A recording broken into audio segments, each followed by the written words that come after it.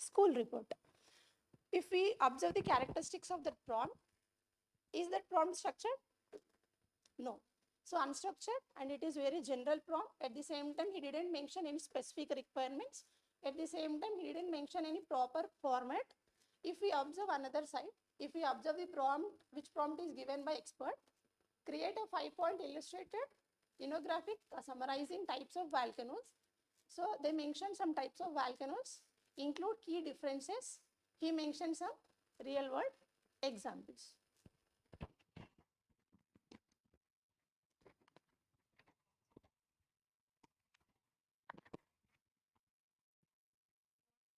Is my voice audible?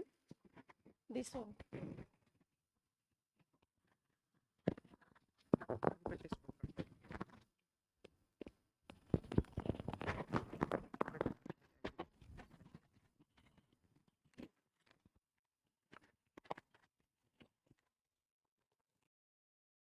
So if we observe the characteristics of this expert prompt, here they mentioned clear and structured prompt. At the same time, mentioned some specific instructions. After that, we'll see what are the main components we need to mention in the structured prompt.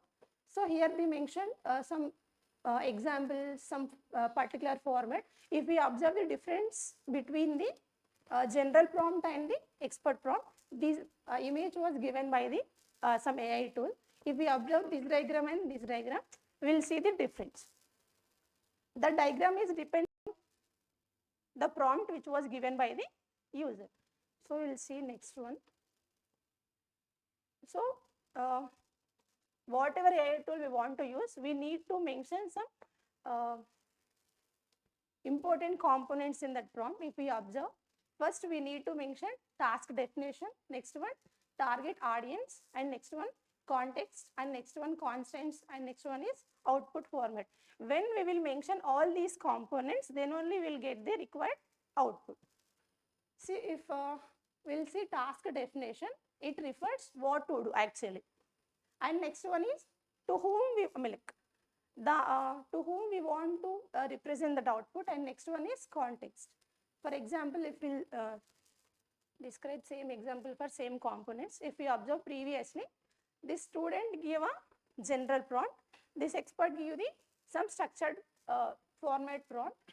If we observe that prompt, he mentioned everything. First one is persona, in the sense, if while giving any prompt to the any AI tool, we need to mention.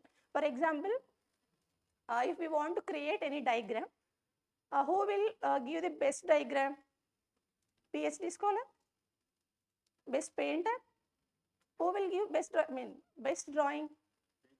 Painter. So first we need to mention the role of that person. And next one, task.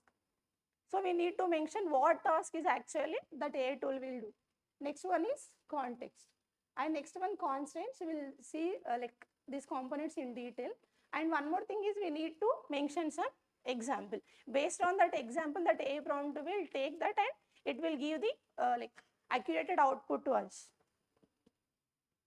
Have you observed any difference between general prompt and structured prompt? What are the differences?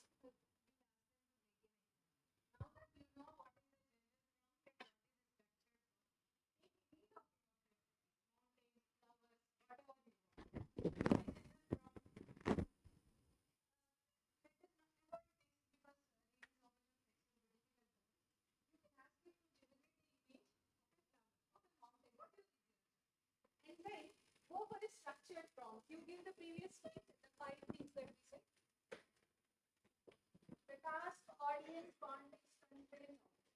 With that, you give a structured prompt for the same thing, whatever you have chosen.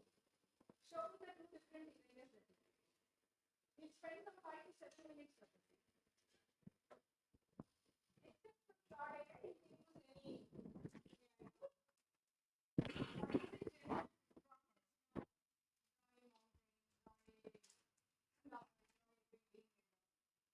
You can go for the structured prompt.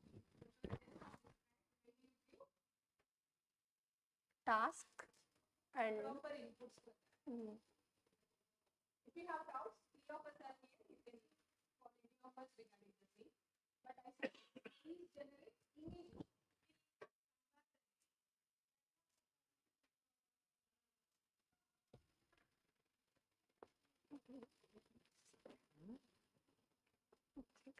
then.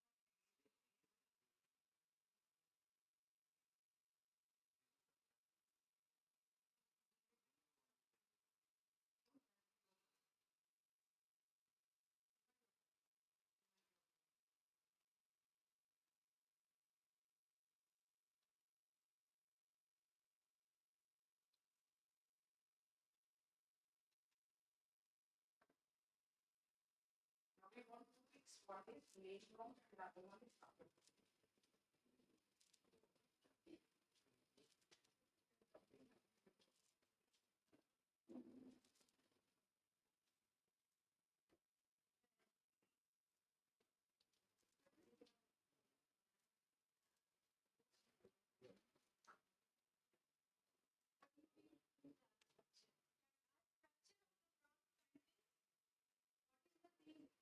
Probably what image you want to generate.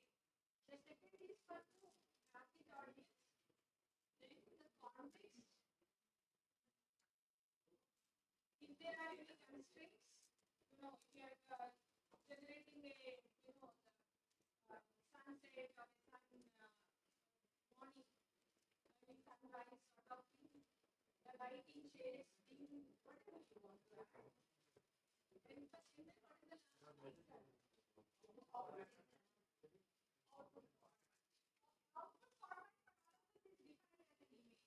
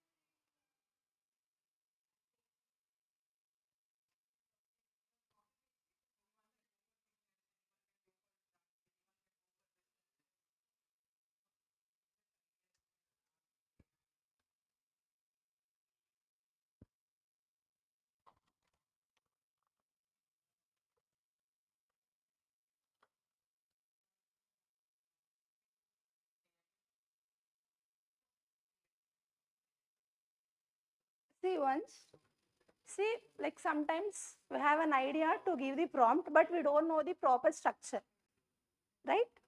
So we have different AI tools to give the proper prompt also. If we observe ChatGPT, here we have the option no, GPTs. Open ChatGPT. At right side we have an option GPTs. We need to log in.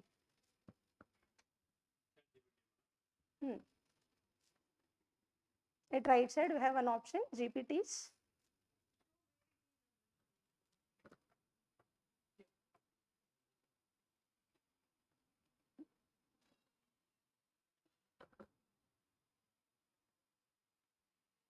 So we have an AI tool that is prompt maker. When we give general instruction to that prompt maker will give proper structured format.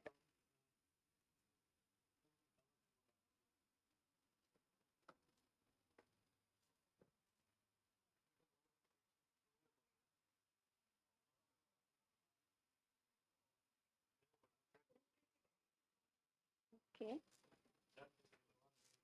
First open ChatGPT. At right side we have an option GPTs.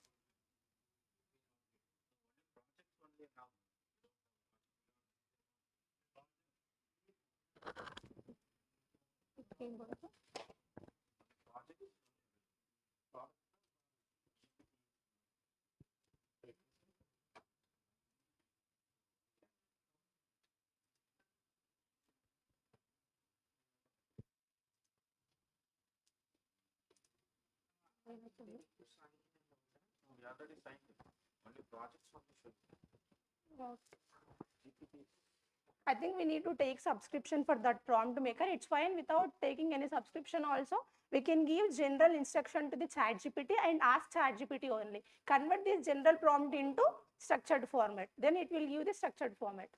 Once try that one, we'll get different output. Compare with previous, we'll get better outputs.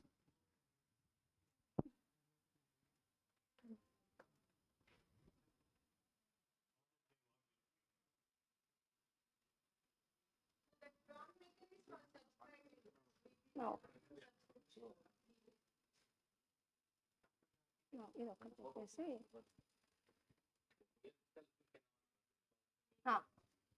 in ChatGPT also we can give general prompt or general instruction and ask ChatGPT to convert this general instruction to the structured format.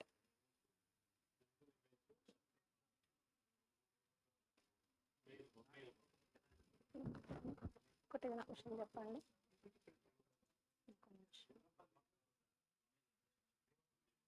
ఇది ఇక్కడ కూడా వస్తుంది కదా.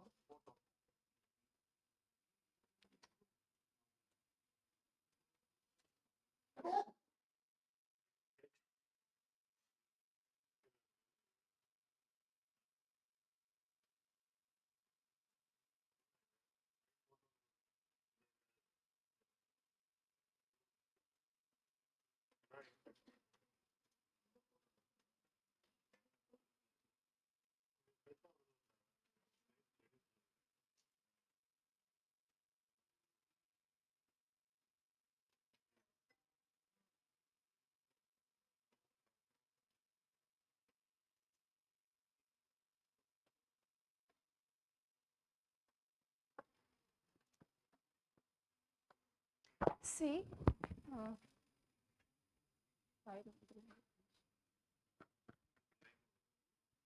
see the prompt I have given is I want to build a simple treasure hunt game, and what I given, convert this general statement into structured format. It will like it have given structured prompt. In that they mentioned person, what is context, and what is task, and what are the constants. We just, you copy that complete content and again paste it into ChatGPT. You'll get different output. If you don't know how to define a structured prompt, if you are not able to do that, you are in confusion, then you give that statement also to the ChatGPT so that it will give you a structured prompt. After AI, the life has become so easy that we need not use our brains at all. Whatever you want, you can go and refine and get your thing what to be done.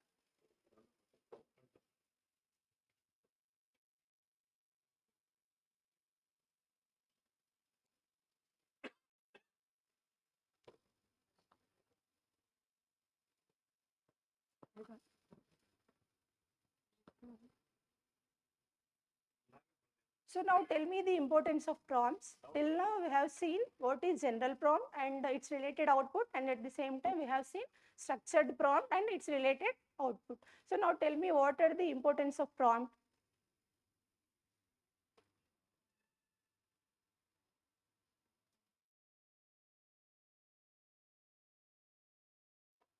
Good prompt will give good results. Next. Sorry. Only one is accuracy will be improved.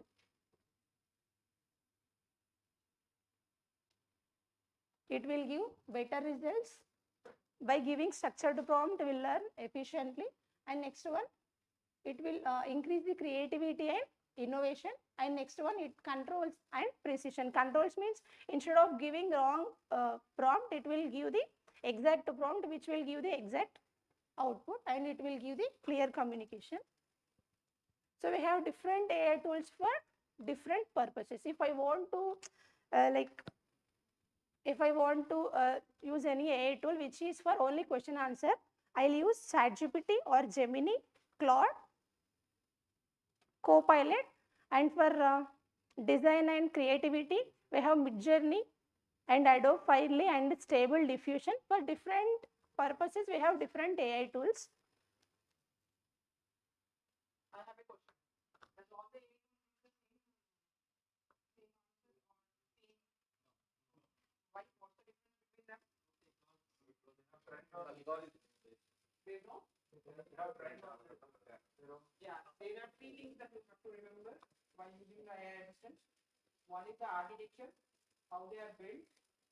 The other one is training methods.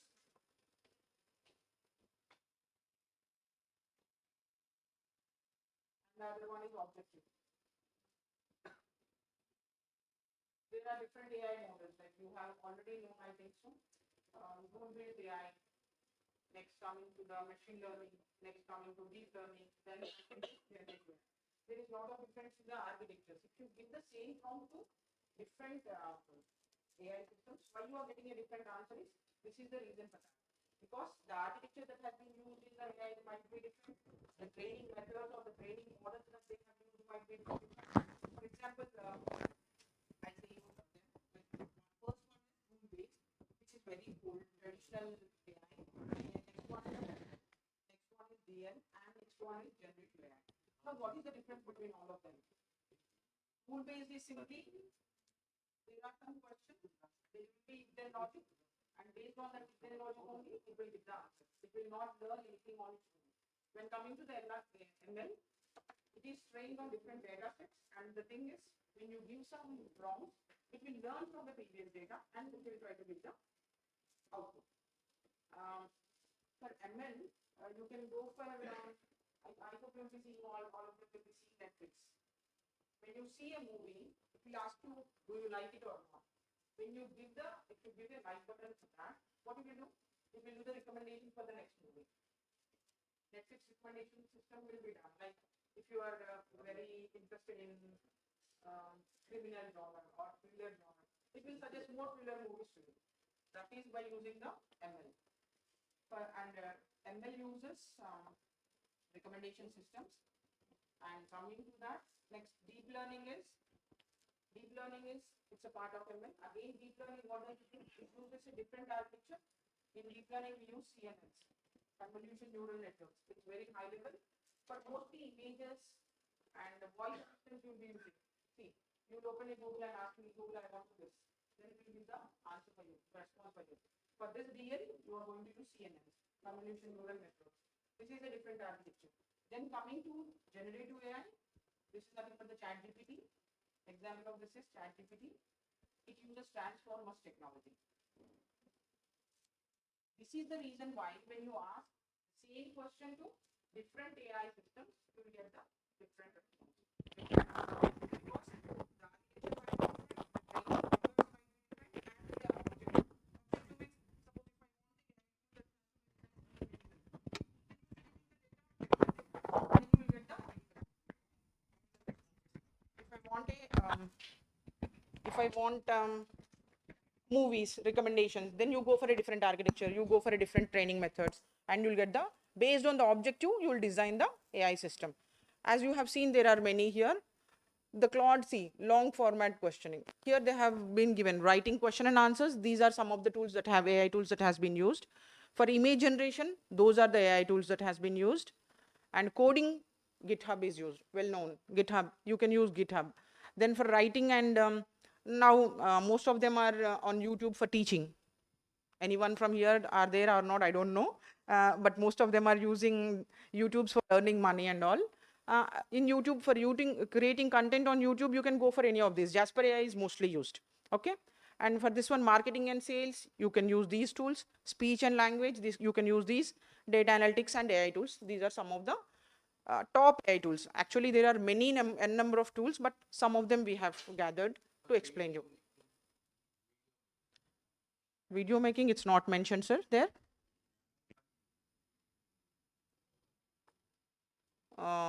Yeah, might be missing. You can try it. Okay. And the next one.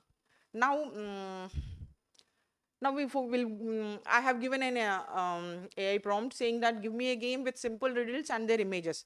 Then what it has given, before my answering only, the image has come in this way. See, it has given the clock and it have asked the question. I have hands but cannot clap. I have a face but no eyes. What am I? Looking at the image, you can answer it, right? Then there is no sense in this. Then what I have done, I have changed my prompt. Go to the next one.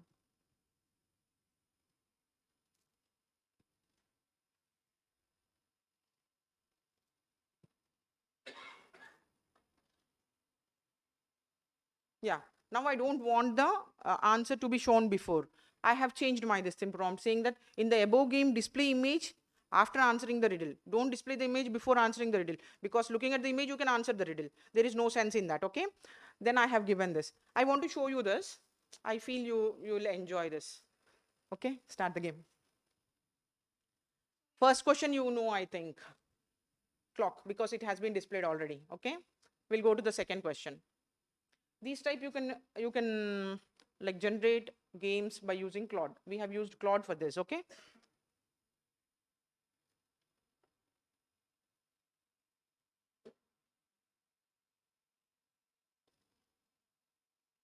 No, not that one.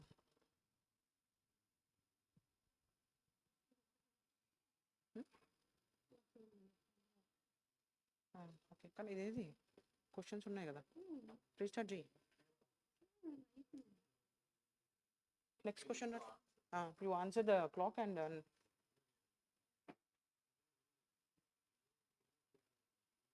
yeah, it's not being displayed here. Connection ఒకసారి పెట్టాను. First లాగానే ఉంది.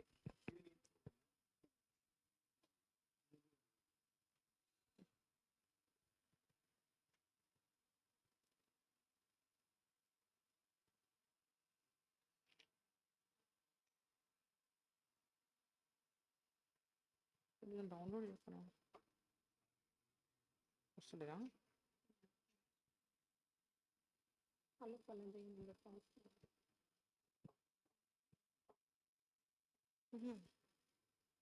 అసలు ఇది కాదు, నేను పంపించిన ఉండే నా files.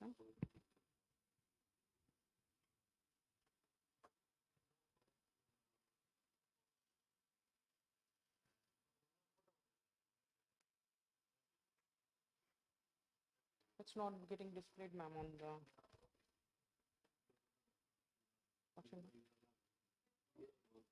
No.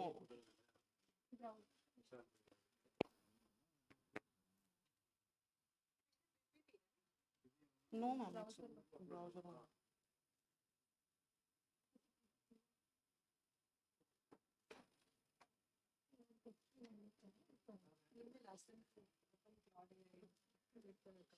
Okay.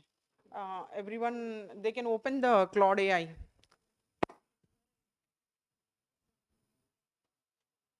But please use the prompts, very minimal number of prompts. Now I'm going to give you a task and you have to do that, but by using minimal number of prompts, because after certain number of prompts, the Claude AI will ask you to go for pro. That you all know, I think. Any AI agent,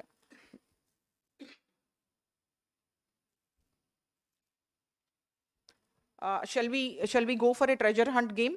Shall we design a treasure hunt game? Now I'll give you the constraints, saying that I want that. What is a treasure hunt game according to you? Please be interactive. Treasure hunt game ante entandi? Treasure ni hunt cheyali. ఎక్కడన్నా treasure ఉంటుంది, దాన్ని మనం వెతకాలి. Is it? So మనం నేను ఎప్పుడు చెప్పే what I want to say you is you have to design a treasure hunt game and it should look like a maze game. Maze game means like ఇలా మనం చూస్తూ ఉంటాం కదా, నెంబర్ ఆఫ్ పార్ట్స్ ఇట్లా అని ఇట్లా అని ఇట్లా అని ఉంటాయి కదా. I don't know how to draw very neatly, but my move and to the exit level వరకు వెళ్ళాలి. Okay, and in between when I move forward, you should be able to get some challenges. ఒక challenge రావాలి నాకు. ఆ challenge మీరు solve చేస్తే ముందరికి వెళ్ళాలి, లేకపోతే వెనక్కి వెళ్ళాలి. In that way now you have to design the game. Okay okay, this is the maze. Okay, now here I'll define my constraints to you so that you need to develop this. There should be 5 levels in the maze, 5 or 3 as per your wish. And here I have given 3 health. Means if you do a wrong answer, if you give a wrong answer, then 1 health will be gone. In the same way, if you lose all the 3 healths, you are out of the game. Okay, అలా ఉండాలి కదా, లేకపోతే ముందరికి వెళ్తే ఏం బాగుంటుంది. Lives, if you lose all the 3 lives, then you are out of the game. Then this is the score which you are going to do, and these are some of the gold coins. Means as you move forward, you will be getting some treasures, you will collect the treasures, and here down also there will be 1 hint. If you use the hint, then the gold coins will be reduced. మీకున్న golds తగ్గిపోతుంది అనమాట hint use చేసుకుంటే. ఒకవేళ riddle మీకు రాలేదు, లేకపోతే మీ challenge మీరు చేయలేకపోయారనుకోండి, అప్పుడు ఉన్న గోల్డ్ యూజ్ చేసుకొని దానికి హింట్ తీసుకోవచ్చు అనమాట. అలా అలా ఉండాలి మీ game. Now use Claude AI to design this game.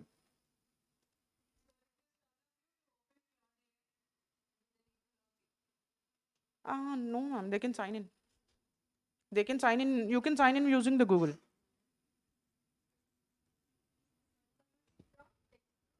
Yeah, that is Claude AI. Yeah. You can use anything, like whichever you want. I'll come there. Everyone, please open your Claude AI and design that game to me. In anything, but Claude will be more comfortable for you. For game and all, Claude will be more comfortable.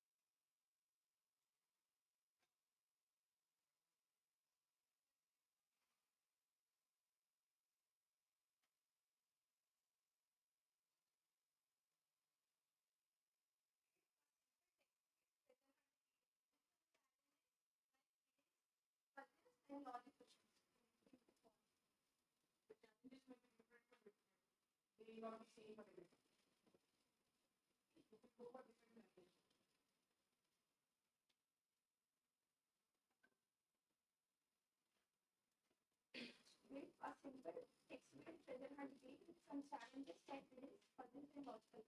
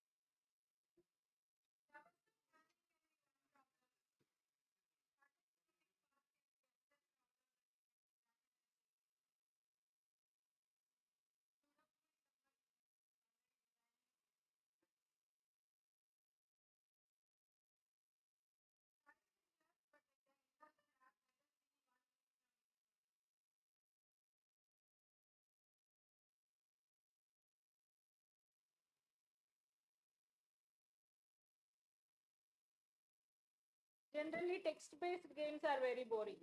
We'll not enjoy it a little later after 3, 4 prompts. Make it more interactive, infographic, a bit of animation will give more interest in the game. Add your own.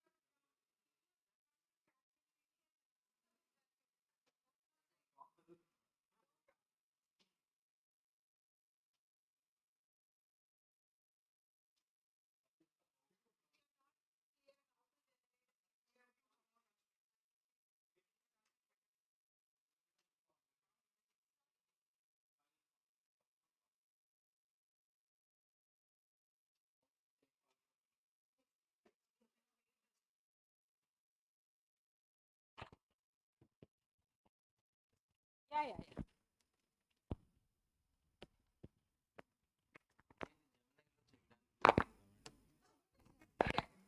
Only thing we are using one tool for all the audience. You can write with any. ఎందుకంటే Gemini అయితే ఇప్పుడు professional version free ఉంది we need this presentation PPT. Sure.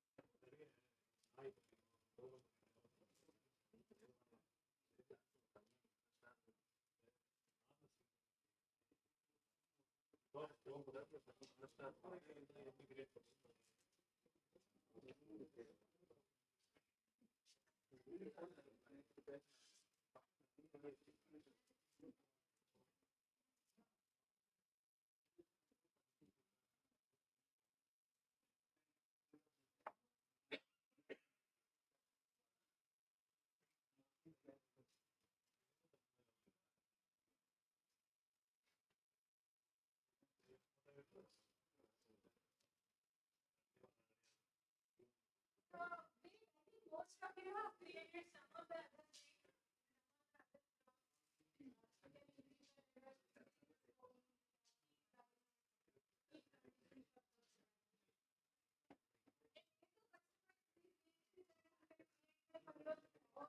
by having Day-4 created and all, which is even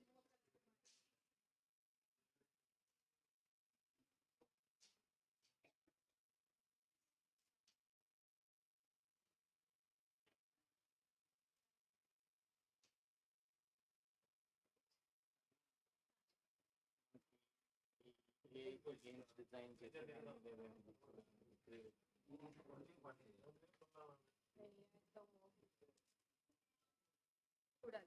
I'm not into game design basically. Basically, computer science faculty trying to use AI for certain. Game designing, we have professionals for that. They may suggest some valuable material. Whatever I do will be again, I will do ChatGPT and all, which equivalently you can also do. Yeah, that's what I said. No, Claude. So you have used Claude to do next sessions. Give next session.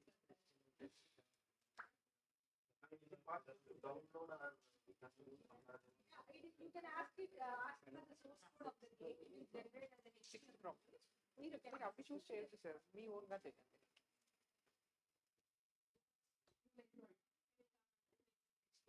ఇప్పుడు మీకు ఇది వచ్చింది దీంట్లో మీరు ఇంకేం పెట్టాలి అనుకుంటున్నారు ఇవ్వండి ప్రాబ్లం దాన్ని మీరు మీకు interesting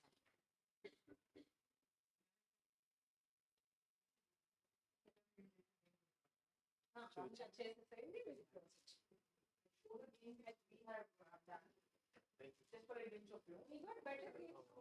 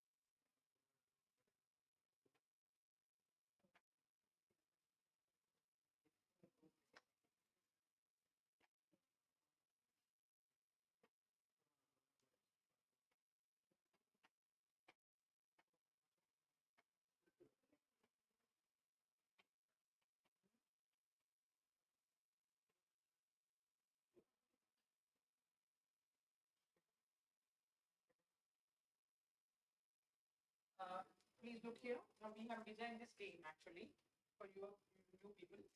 This is the maze treasure hunt, and I have kept 5 challenges to escape the maze. Okay.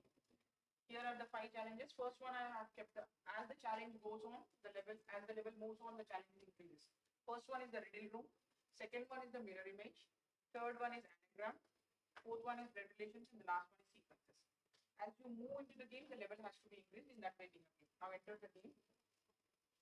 Now see here. This is the first level. I have given 3 lives.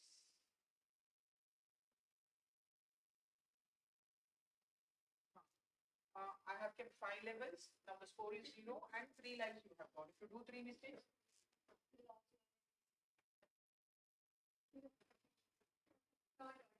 not wrong.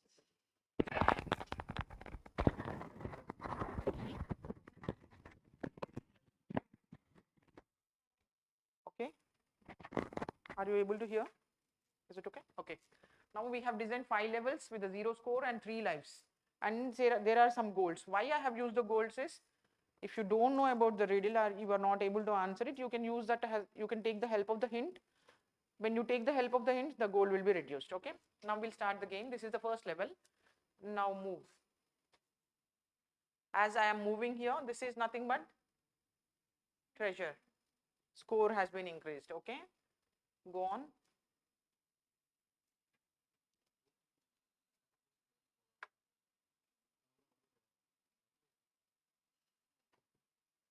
Here there is one more gold. You will collect the gold and the score. You will be able to see the gold in the score. Can't we enlarge this? Full screen. No, not that. Full screen.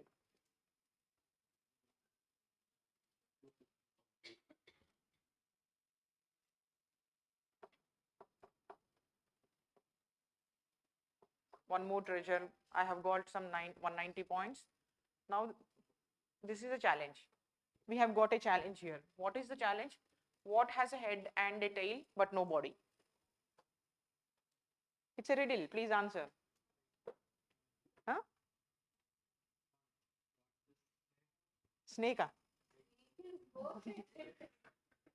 Please loudly, sir. Read once. What has a head and a tail but no body? Coin. Coin is the answer. Type the answer there. Coin has head and tail but no body. Okay. These are some of the challenges. These challenges also you can design your own. Like if you want riddles, you can go for riddles. If you want anything else, you can go for that also. Now again, I'm moving forward. Then again, you have got a challenge. Now the next challenge is what gets wetter as it dries. One more riddle. What gets wetter as it dries? Yes, towel. If you don't know the answer, you can use the gold here, hint. Then your gold will be reduced there.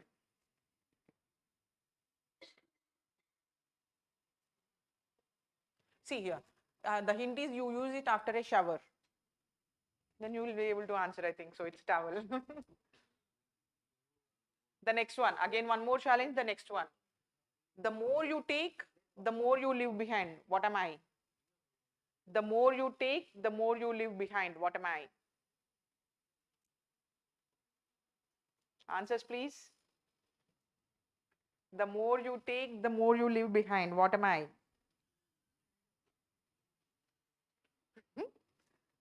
Ma'am said shadow. Anyone? Any else? Anyone else? Footsteps. Yeah, that's the correct answer.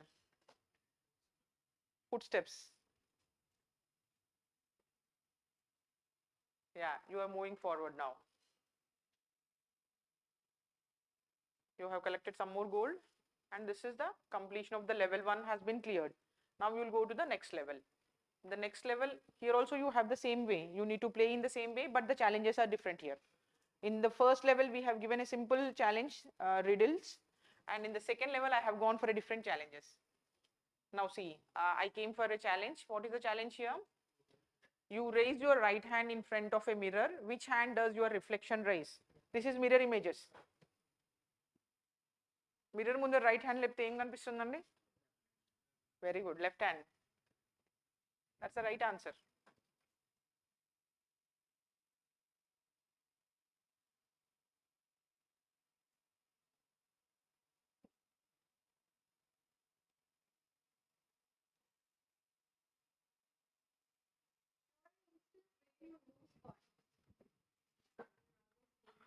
Okay. This time I'll lose, ma'am, then. Challenge. Now there is a challenge.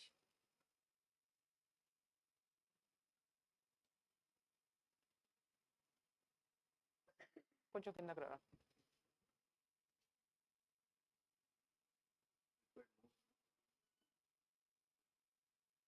Down, down.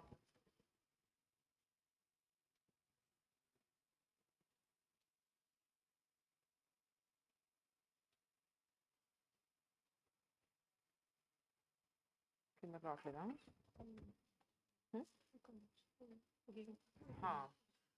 Now there is one more challenge. Which of these is a palindrome? Okay. Which of these is a palindrome? That's a very simple race car. Yeah. In this way, shall I wind up, ma'am? In this way, there are many challenges at different levels. First page, first page. Just yeah. In this way, see, we have done the level 1.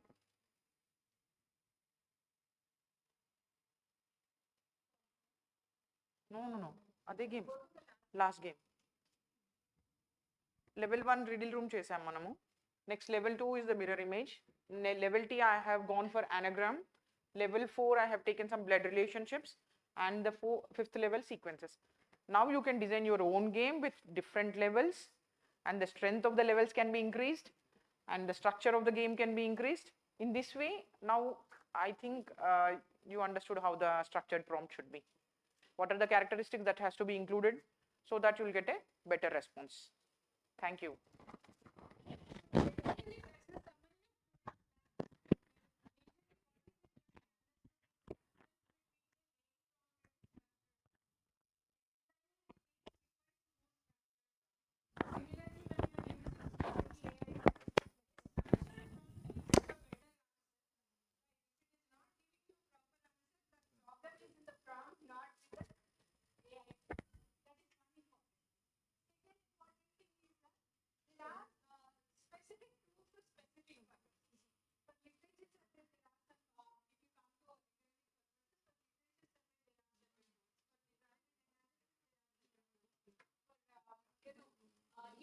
generation, there are certain tools, and it is always advised to have those tools for better results because the algorithms behind those tools are designed for that specific purpose. That's it. Very flat. If you have any queries, then move it. Definitely. You can give your topics. You can give your topics. In fact, they can go for levels. It's a very good idea as an academic. You can go for physics. Increase the level of technical depth involved in the questions based on the levels and all, which is very good for the student activities. Yes, you can do. You can go and you can ask him, do you want to give numerical examples or numerical questions, technical questions, concept-based questions, application-oriented questions, you give them in your prompt. How many such questions you give the division? That will make your quiz interesting. Yes. Any other questions? Input PDF also Yeah. You can input PDF and also ask you extract a question. Anyhow, Professor Chakravarti will take another lab for you where there are very more interesting AI tools. You give your research paper to the what you call the AI tool. It will give you the summary. It will generate a reel out of it. It will give an audio summary of that particular thing. Kids of this generation has no patience to read a long 6 or 7 pages research paper. But it was not, I will not suggest that because they'll only read the 2-minute summary and will not get the entire essence of the paper. But we have so many defined and defined to make life easier for us. That is the flow of all the AI tools, but the challenges, let us see. Thank you.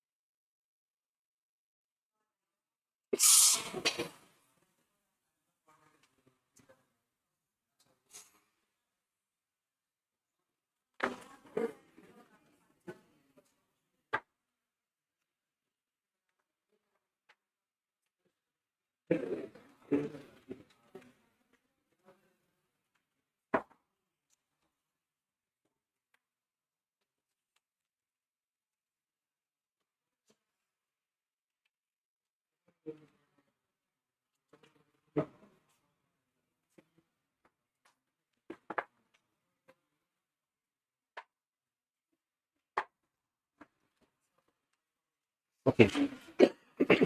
Good morning to all. So, yeah. Shall we wait for some more time or shall we start? I don't know about today's attendance. So I can see only 19 are there here. I think some more are there, right? Yes, sir. Will they be joining us or shall we proceed? Start, sir. Right, right, okay. So this session is basically about understanding the importance of data for preparing an AI machine or an AI algorithm or for a artificially intelligent machine to be prepared. So as for the syllabus is concerned, we try to look for the various steps in processing the data and the importance of these particular steps that are needed for our AI system to be developed. Before we try to understand, are there any queries related to the previous lab sessions or previous queries, previous sessions? Any doubt? This is in general.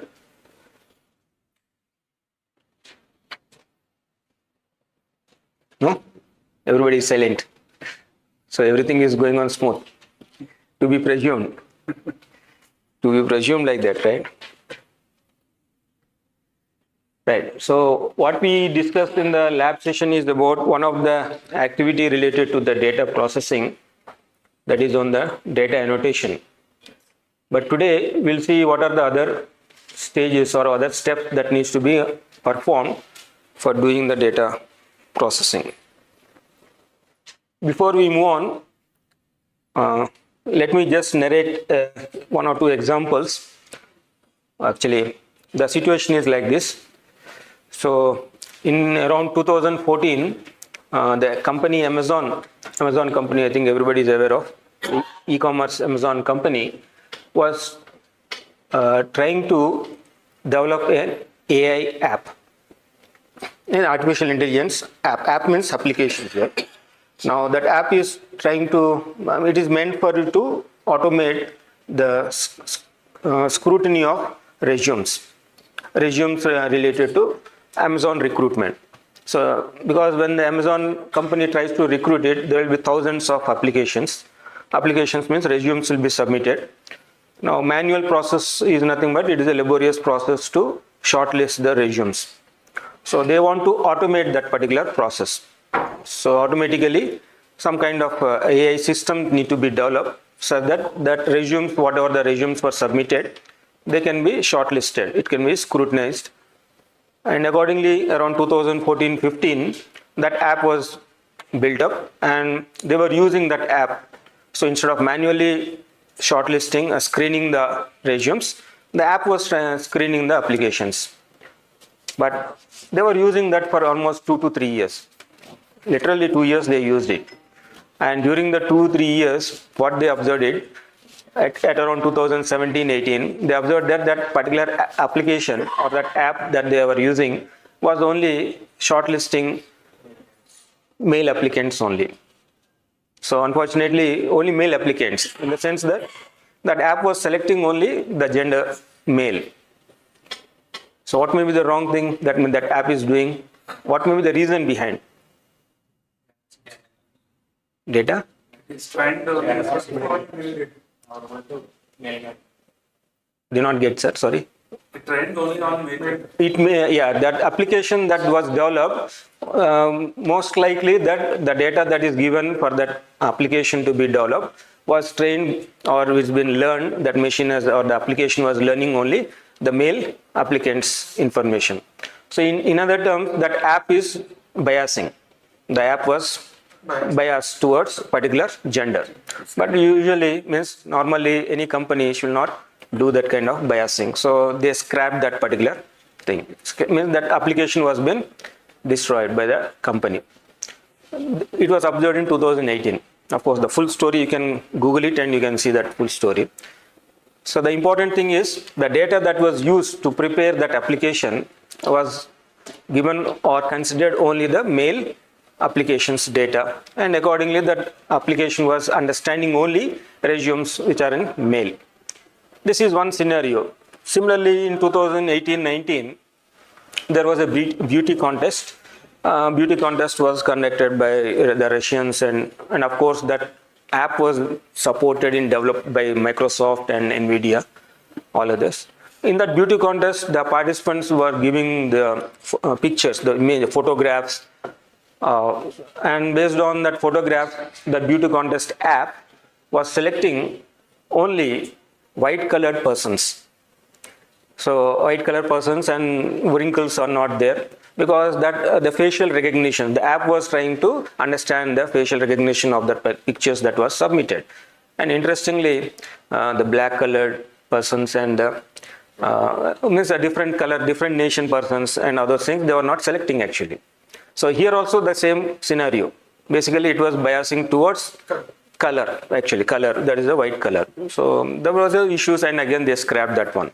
So if you see here, such kind of applications were developed during 2014 to 2018-19 period. And that was the era where the AI ML is started actually. That was the starting stage. And of course, they do not take in considerations properly. What considerations means? Basically, the point here is to understand that in order to prepare a app, qualitative data has to be given. A qualitative data, high quality data is required for you to prepare a machine learning model or your AI system. So that, what is that quality data? What are the characteristics they need to undergo?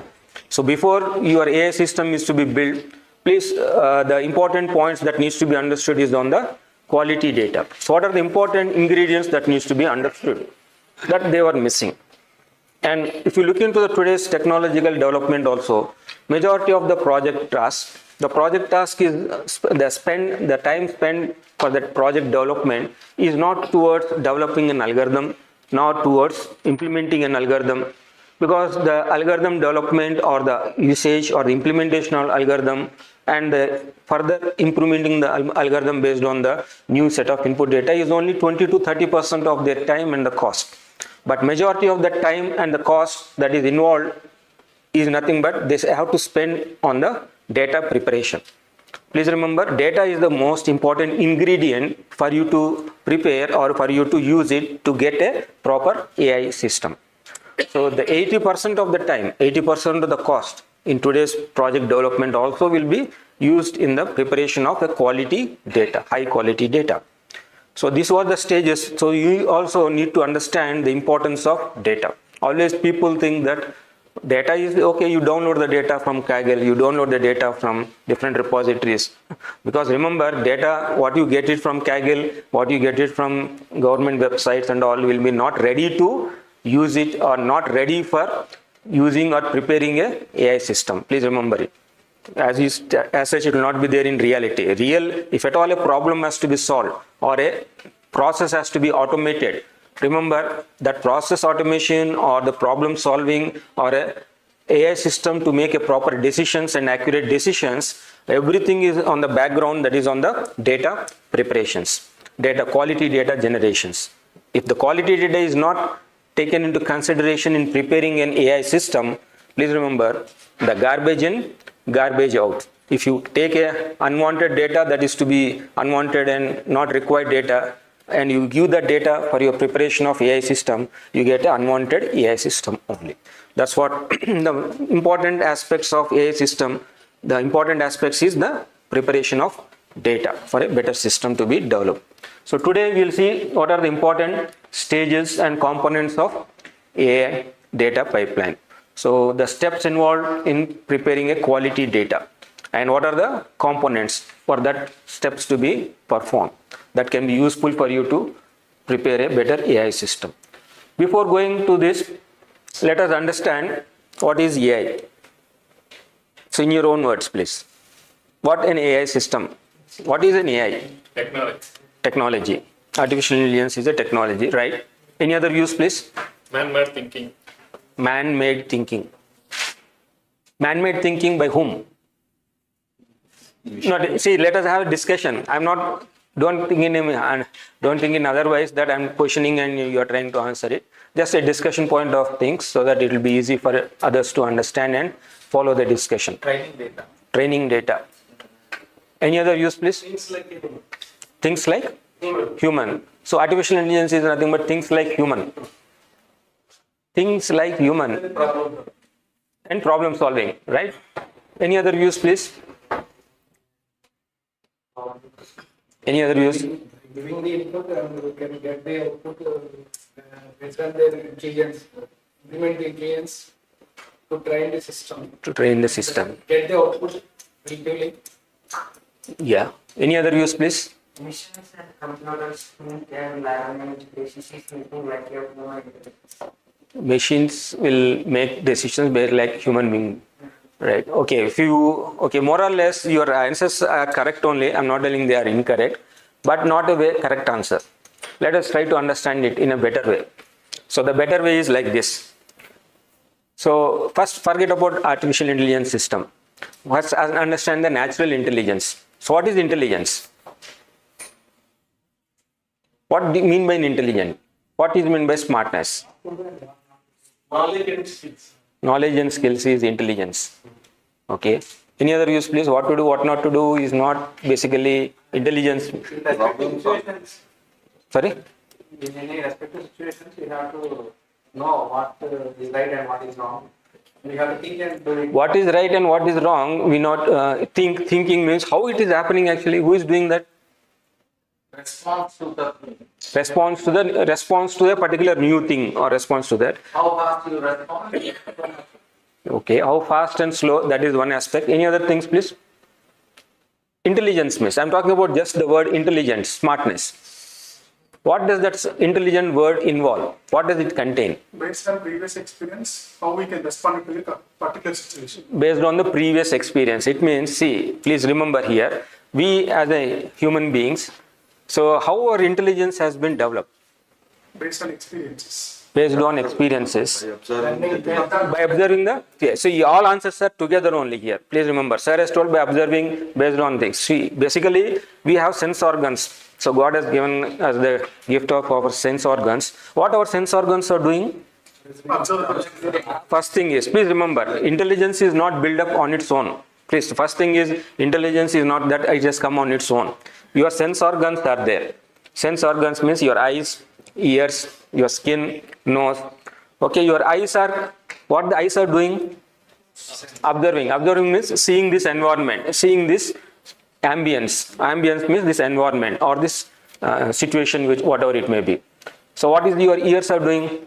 Hearing. It is also collecting some information. Eyes are collecting some information. Ears are collecting some information. Nose is collecting some information. Skin is also collecting some information. What our sense organs are doing primarily, our sense organs are collecting the collecting that. It means trying to. It is nothing but collection, nothing but seeing. Seeing is nothing but perceiving.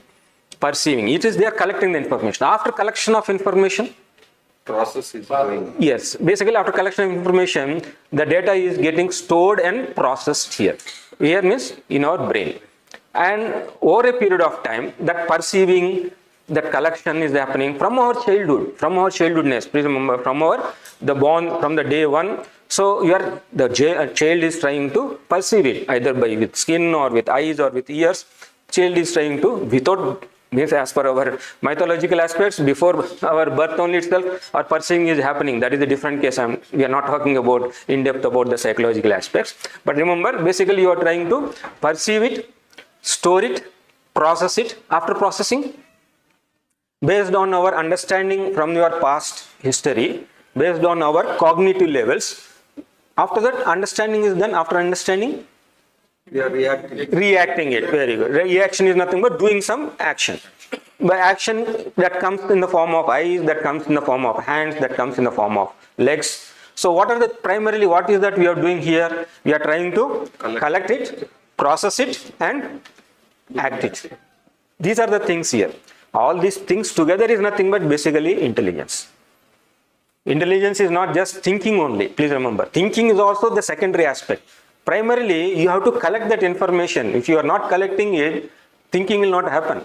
It means you are unknowingly you are collecting it. Your eyes or your ears or your skin is collecting it. After collection only, thinking is happening actually, technically speaking. Your brain is thinking only after your collection is over. Please remember it.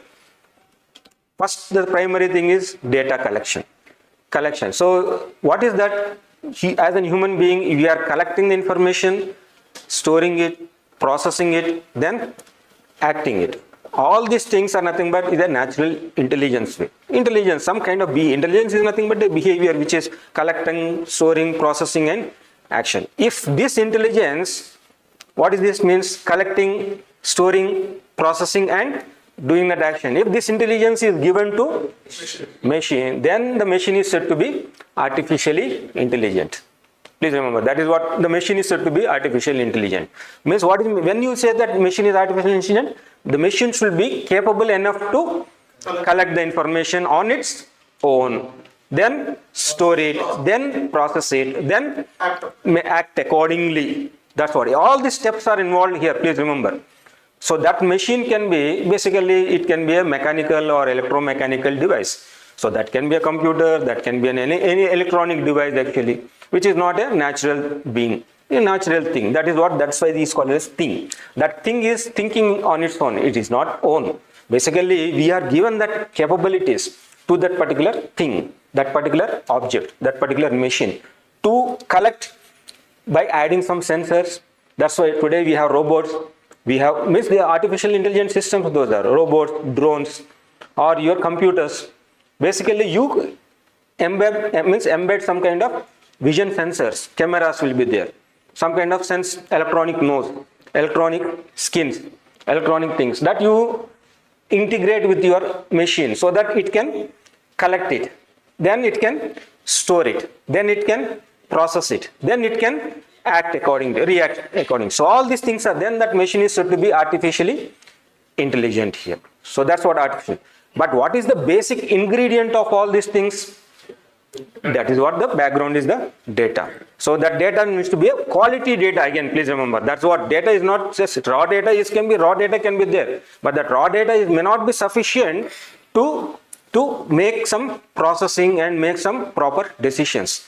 So we need to do some kind of synthesizing that particular data. You have to synthesize the data. You have to process the data to make that raw data useful for you to make some kind of thought process to be developed by the machine itself.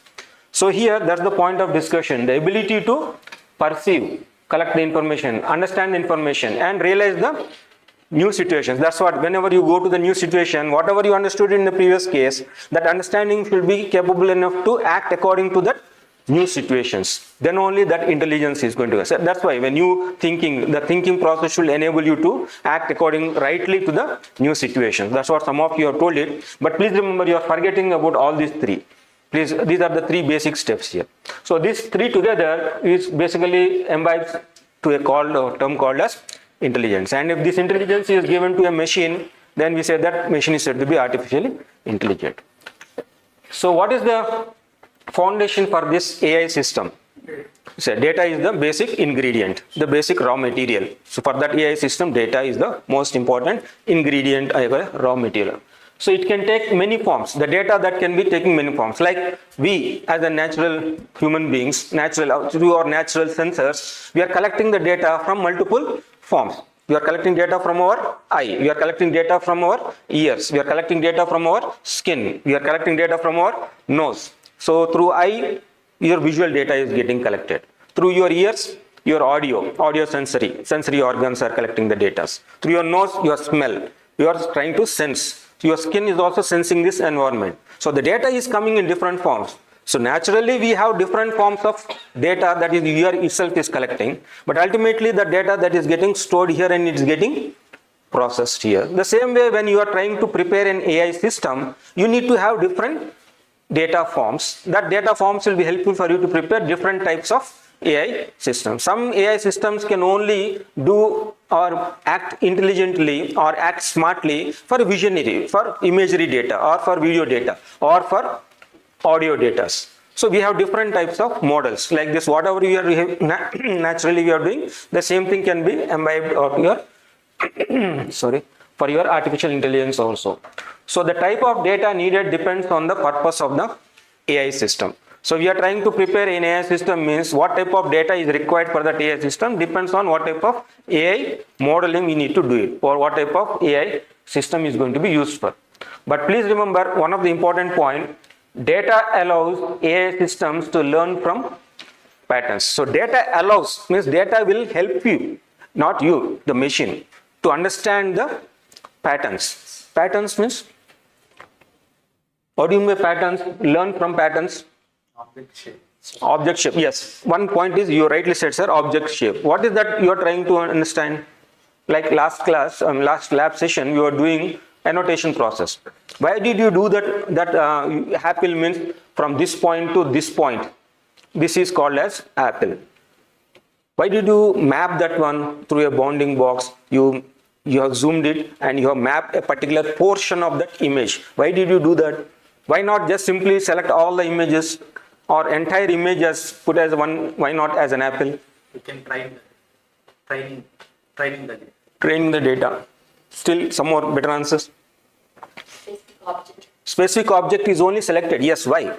Why we need to select only specific object? Because in that image, not only apple, you have certain green leaves are there, green stems are there. But those green leaves and green stems are not to be called as an apple.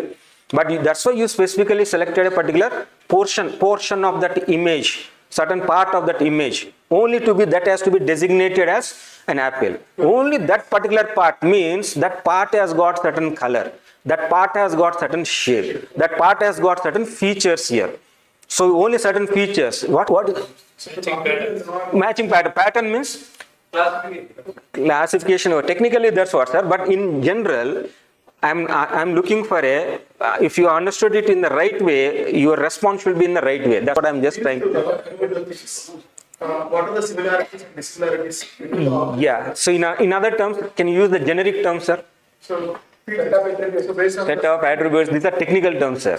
Technical term. Technically is viable only, correct only. Specification. That's what liking. That's what all are same only, correct only. But still, I'm looking for a layman terminology. Layman means in general. What do you call it as? this particular procedure. Relationships. Relationship between those items. So what is relationship? Relationship or association. That association or relationship or pattern actually. So your relationship, the color, red color, shape of that apple, red color. What is that again? Color is one. The relationship between the shape, color, the dimension, whatever it may be. All those are related to each other only. With all those things related to each other, that is what actually the pattern is. So pattern is nothing but what is a pattern? Relationships. Technically nothing but in simple terms, nothing but a relationship among the relationship among the other objects, but technically speaking, relationship features among the data. That is entirely, it is nothing but a data is the plural form. Please remember it. Datum is a singular form. So dimensions are datums actually. Technically speaking, dimensions are datum. But the dimensions, the color is associated, red color is associated with that particular dimension. The apple, flowers. If you take, all these are nothing but the associationship among that particular data values, that internal patterns. That's why data is nothing but allows. Data will give you some insights about a particular object. Data is the most important ingredient. So that's why you need to have a huge collection of data and a better collection of data, qualitative data, so that better insights can be known such that better output can be generated from an AI system. So that in order to get the better internal details about a particular object, better idea can be brought out with the help of the data that is associated with those features of that particular objects. So data allows AI systems to learn from the patterns. That is a particular product. After selecting a product, or searching a product is one click. After selecting it, after selecting means after clicking that, the next step is placing the order. Again, that is one more click. But before placing the order, you will be doing so many searchings actually. You are doing so many clicks are happening. So for every click you are doing, for every button click you are doing, what is exactly happening? Yes, in the background, actually, they are collecting your behavior, your consumer. You are as a consumer, what this consumer is doing. First, he is selecting this particular product. He clicked it, but later he went to another product. Later he went to another previous page. Later he went to another search. It means what is your thought process? Your thought process also is data is been collected from the background to understand the behavior of the consumer. That's why nowadays you add recommendations also. Based on your previous history, searches, and based on the previous clicks you make it, nowadays the data, that's what, how the recommendations are coming to you now, based on your data only, that was collected from you only, from as a consumer. Sorry, sir? CTR. CTR, yes, CTR, yes. So here, basically what you need to understand is nothing but data. And ultimately, from you data, a lot of data is going to be generated, and the data is going to be useful to understand the behavior, and accordingly, a recommendation is coming to you, an AI system is. So nothing but basically data only. The ultimately click is nothing but data. We have different data. Data include customer purchase histories, browsing patterns, product ratings, for image recognitions, for voice assistance. Data is going to be in different forms and different formats. But remember, artificial intelligence has become a powerful tool. Basically, why we are using artificial intelligence? To yes, not only that is solving problems of a different mathematical or research problems is one particular aspect. Then not only for solving certain problems, for making some effective decisions and efficient decisions, that is also thing, and doing some automation processes. Not today everybody is using AI. That's what AI is becoming, like a computer for now. How computer is being used across the different domains by everybody. AI is also now as a part for everybody to use it for ultimately for our day-to-day activities, for our day-to-day requirements. We use this as a computer as well as we use our AI system, so that it will be helpful in doing the things in an automated way for automatic purposes. Like the Amazon people, they receive thousands of applications laboriously. Means it is a laborious process to scrutiny each and everything. They want to use an automated process. Similarly, you are using your all things whatever you are using today. So much of AI is being used here. So AI has become a powerful tool for solving problems, automating processes, and enhancing the decision-making systems. AI systems depend on, if you want to develop an AI system, they depend on the most important ingredient is the high quality data. Without data is nothing. So garbage in, garbage out. If you are taking unwanted data to prepare an AI system, you will get an unwanted AI system only. So that's the most important property is, if you do give a quality data, that can be qualitative AI system can be made. So poor data leads to poor model performances. In order to have a high quality data, please make sure that there must be a structured pipeline that ensures accuracy and reliability. It means that pipeline means several stages. So whatever the raw data that you collect, that is not sufficient for you to use it for you to prepare an AI system. That raw data needs to undergo certain steps so that it can transform itself into a better high quality data here. So that's what we need to make sure. So that data pipeline, or that steps where the transformation of the raw data is going to be transformed into high quality data, requires that pipeline should make sure that accurate data can be made use of for accurate predictions. Similarly, consistency can be maintained so that the machine can do a proper reasoning. Scalability, it means new data can be added to your AI system. Still it will understand that new data, what needs to be done with proper decisions, and it should be reliable, it should be trustworthy, it should be having certain belief. We as human beings, you are going to use that AI system, so you should be reliable enough to get, means you should be trusting that AI system, it is giving proper output. But nowadays we don't have 100% reliable AI systems. Please remember, any applications, still we depend on the human experts and other things.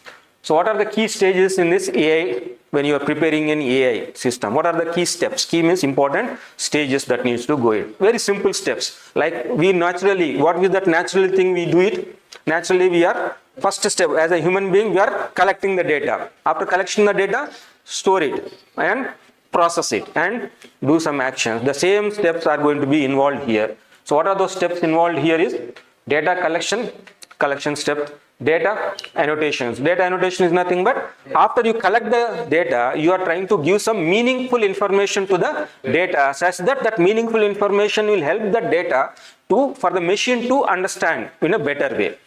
It is not for us actually. Why we need to annotate the data? Because in the olden days, means in the childhood days, you might have already seen a child training a student. The teacher used to show the picture of elephant, show the picture of apple. Why the teacher is showing that picture and telling the name of that one? So name as well as that picture, both are being shown to the child. Then only the child will understand. Apple means this apple looks like this. Elephant means this is an animal, elephant looks like this. So it is, if you don't give the name to the child, will the child will get a name to that elephant automatically? That so and so thing is called elephant? No, you need that is what the cognitive levels. That's how the learning process involves. So that is the standard things. That along with the picture, the corresponding name. So data annotation means labeling. That's what we call it as giving meaningful information to the data. Both that meaningful information and the actual data both are required when you are giving or preparing an AI system. So that please remember that process is basically called as data annotations. Then we have a data pre-processing. Some kind of processing needs to be done so that the raw data can be transformed into a meaningful data with a qualitative data. So then once you get the data which has been transformed, which is having a high quality, then we are doing certain splitting process. The data is split because the AI system, whatever the data you already, the raw data is there, that has been already cooked up. That cooked up data cannot be completely used for you to prepare an AI system. That data is divided into 2 or 3 parts that we will see in a brief discussion at the end of the presentation. So then you are trying to feeding the data into your AI model. So in order to do these stages, please remember there are certain core components. Components means there are certain basic ingredients that are required to incorporate or implement those 4 stages. So here ingestion, storage, processing annotations, validations, model trainings, and ultimately deploying that AI system. These are all components which are a part of this particular processes that are involved in preparing a AI system. So the first stage, data collection. What are the various ways you collect the data? What are the various ways collecting the data? So from your humans, we also generate a lot of data by using a machine or by using an application or by talking. When you are talking to each other also, a lot of data. Now I am delivering a lecture means a lot of data is getting generated actually. In fact, when they are being recorded, so they are recording it. So obviously you are trying to collect some lot of data. Of course, information you call it as, but there is an ingredient called as data. So you are gathering the raw data, please remember the raw data, the actual data, there is the facts, the true facts that you are going to get from various sources. From what are the sources? Humans, from the machines, from the digital platforms. Nowadays everybody is using machines or your social media platforms, your social means like means your YouTube or your LinkedIn or your Facebook, digital platforms. Yes. Sorry, sir? Twitter, social media platforms, whatever you call it as. You can get a lot of data from that. Also, we have artificial sensors. We also use artificial sensors. They also collect a lot of data from the environment and make use of the data for your effective decisions. So we have different sensors. We also have data that is also available from different public sources. So on that previous lab session, we have used one of the source. First data set, which I don't ask you to download it. Which one? Sorry? Titanic. Fruits data set. Before fruits data, that is for annotation. Titanic, I did not ask you to download. Maybe another teacher might have given it to you. You immediately forgot on Monday session. So which is the data set? I'll make you to remember now. Fruits is a play you already used for annotation.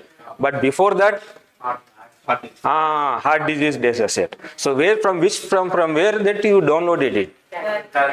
Kaggle. Very unfortunate. UCL. Yes, sir? UCL. UCL. That's not Kaggle, ma'am. You might have already familiar that the Kaggle repository. Please remember, I did not use Kaggle. Please, I am talking about. So don't get distracted with so many things. So much of stuff is bombarded to you. So definitely, so much of things are getting deviated. So just be focused, be cool. That's all. Nothing else. We have used University of California Irvine UCI repository. UCI repository. You already downloaded hard disease datasets. How many? If you remember, how many instances were there? Just to make it to recollect. That's all. I'm not wasting the time here. Around 303. All right. Now you get the remember. So now some reinforcement is required, then only you recollect. See, we as natural human beings, always reinforcement is required. For machine, reinforcement, once you train it, only reinforcement is required for the new data. But for old data, it's not required reinforcement. That is what the difference between natural and artificial intelligence. So reinforcement means I'm just making you to recollect it. That recollection is called reinforcement actually. So okay, anyway. So remember, on that day also we are using the research data sets like heart diseases. Of course, that is only one example. That heart disease data sets, why did I use that or why did I show to you? Because data is available in which format? CSV format. That to make you to understand that data is stored or data is represented in a particular format in the old technology, that is CSV format. So again, there are other government statistical websites also are there. Government statistics. Example, different government websites where statistical informations are there, where from there, that website also you can download that data. Indian weather, IMD. National statistics. National statistics, yes, census information, like so many, I'm talking about government only here. There are so many government websites also where you can get the raw data to be downloaded for you to use the data, do some pre-processing and use the data for you to prepare some AI system for automation of a decision making and other things. Also publicly available documents like this. So, but the only important thing that you please, whenever you collect the data from that, make sure that the data that you are collecting is relevant data. So relevance means, what is the meaning of relevance? Related data. Okay, suppose I give what is relevant data only you should collect. Suppose I am now trying to prepare or develop an AI system similar to Amazon. Assume that similar to Amazon. But I have data of that Amazon companies, means consumers, when they are going to buy, during which particular month, during which particular season more sales were there, more products were sold or more profit was there. That data which I was related to Canada. Canada country, in the country Canada, I have collected data from that Canadian country where consumers were using Amazon website and they're buying the products, and in a particular month they were high, in a particular month they were low. So that data was I was having, means I was collecting the data. Can I use the data for me to develop an app or an AI system that can be used in Indian context? Why? It is not relevant. So please make sure that data is there, but that data may not be useful for you to apply it to develop it in the Indian context. So relevant data is required whenever it doesn't mean that data is there, that data is enough for me. But that outputs, that predictions, that decision making may not be applicable. That behavior of the consumers is different. This behavior of the consumers is different. So relevant data only you need to use it for you to prepare a AI system. That's what relevance comes into picture. Then comes diverse. The data that you collect will be diverse. If it is not diverse, generally, miss example. So if you want to Amazon, exactly, sir. Very good, sir. You are on the track. Thank you. That Amazon company only, if they are not taken the diversified data set, males and females together, if they are only focusing on male, then obviously the AI system is not diversifying. So diversity is also required. Just these are two important points. Make sure that you get a high quality data sets. So again, another important point, there are several things to consider when collecting the data. Where does the data come from? That's what I was telling you, the data origin commentaries or not. What type of data is there? So remember, is it audio data, video data, or image data, or textual or categorical data? How much data and what attributes do I need? This is also another important point. How much data? How much data is required to prepare an AI system? Is there any number for that? Depends on the accuracy. Depends on the accuracy or no. As such, technically there is no number. For this to make you to better have understanding, two examples I would like to share with you at this moment. So the Google, what it has done is, you might have seen the Google responses to your emails. Automatic response will be there. When you receive an email, at the bottom of your email, then will be automatic response which will be there. Thank you. I can come or I will not come. Thank you for the email. Something messages will be there. Recommendations will be there. Text messages. For that recommendations, Google was using 6 millions of data. So before COVID time, they were this AI system what the Google has used, this 6 million data they used to prepare an AI system to automate those kind of stuff. They were using so many emails and they use huge quantity of data they use is around 6 million. And there is another situation also, one Chinese professor, actually you can search it on the net also, he was using only 600 plus images for preparing an AI system which is related to some arthritis disease classification using X-ray machines and CT images. So that professor was using only how many images? 600, whereas the another application, the Google was using how many images? 6 million. So please remember, as such there is no number is required. Please remember, for an AI system.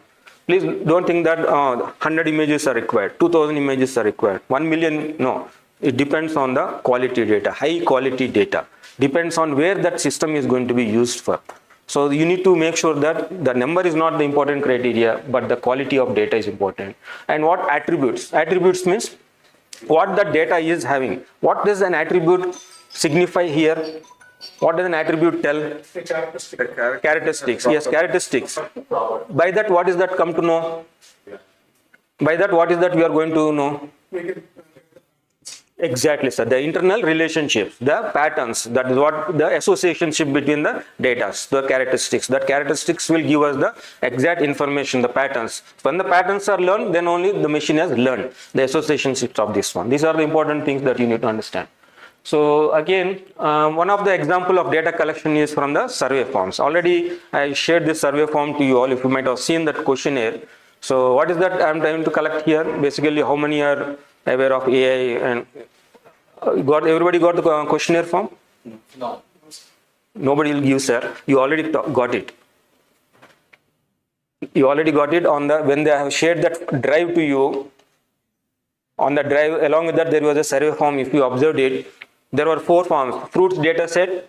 What are the other things that you collected on that day? Can you remember? Monday was just 3 days back. You are forgetting those things immediately. Fruits data set. What is the other data set?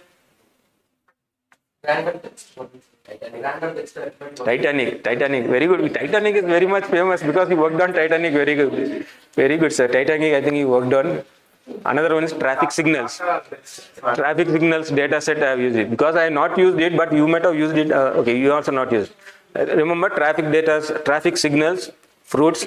These are the 2 data sets I shared. Along with this one, I shared this PowerPoint presentation also. This PPT was also shared along with this. Now, what are the other things? Text file, sir. One text file is there for your NER. Apart from that?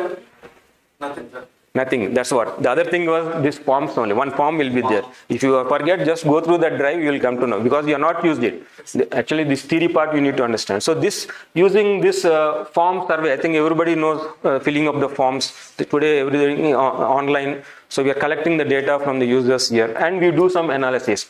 Actually, if time was permitted, I should have shown you the Google's Looker Studio. Once you collect the data from these forms, how the data can be represented using Google's Looker Studio to understand the data in a better shape. So that's what that exercise we have not done is not required in the syllabus also, but it will be easy for you to understand it in a better way. You need not use Power BIs and other softwares which need to be purchased. You can use Google's Looker Studio to visualize the data. Before you to machine learning can be prepared, you need to understand the data. Huge quantity of data can be pictorially represented in the form of diagrams, either in the form of pie charts, in the form of different shapes and different representations where data can be better understood, the huge collection of data. That you please practice it if you have time permit in the later stage. So data collection methods, the other way is through your artificial sensors. So if you see here, this diagram, there are sensors here. The sensors are being deployed in this particular agricultural farm. So what these sensors are trying to do, most likely the sensors collect the data once they have been put in this form. What they may collect it, at least? Humidity. Yes, humidity, temperatures, soil moisture, yes, soil ingredients like sodium, potassium, phosphorus, NPK we call it as. So like this, what is that there? Once you collect the data from that, what is that you have come to know? So soil moisture, what does it indicate? Whether the plant required Water or not immediately. So collecting the data immediately in the real time, the data has to be processed and watering has to be done. Watering activity, water pipe or the pump has to open it should be on and the watering can be flown if the moisture content is means it's in the dry conditions and all.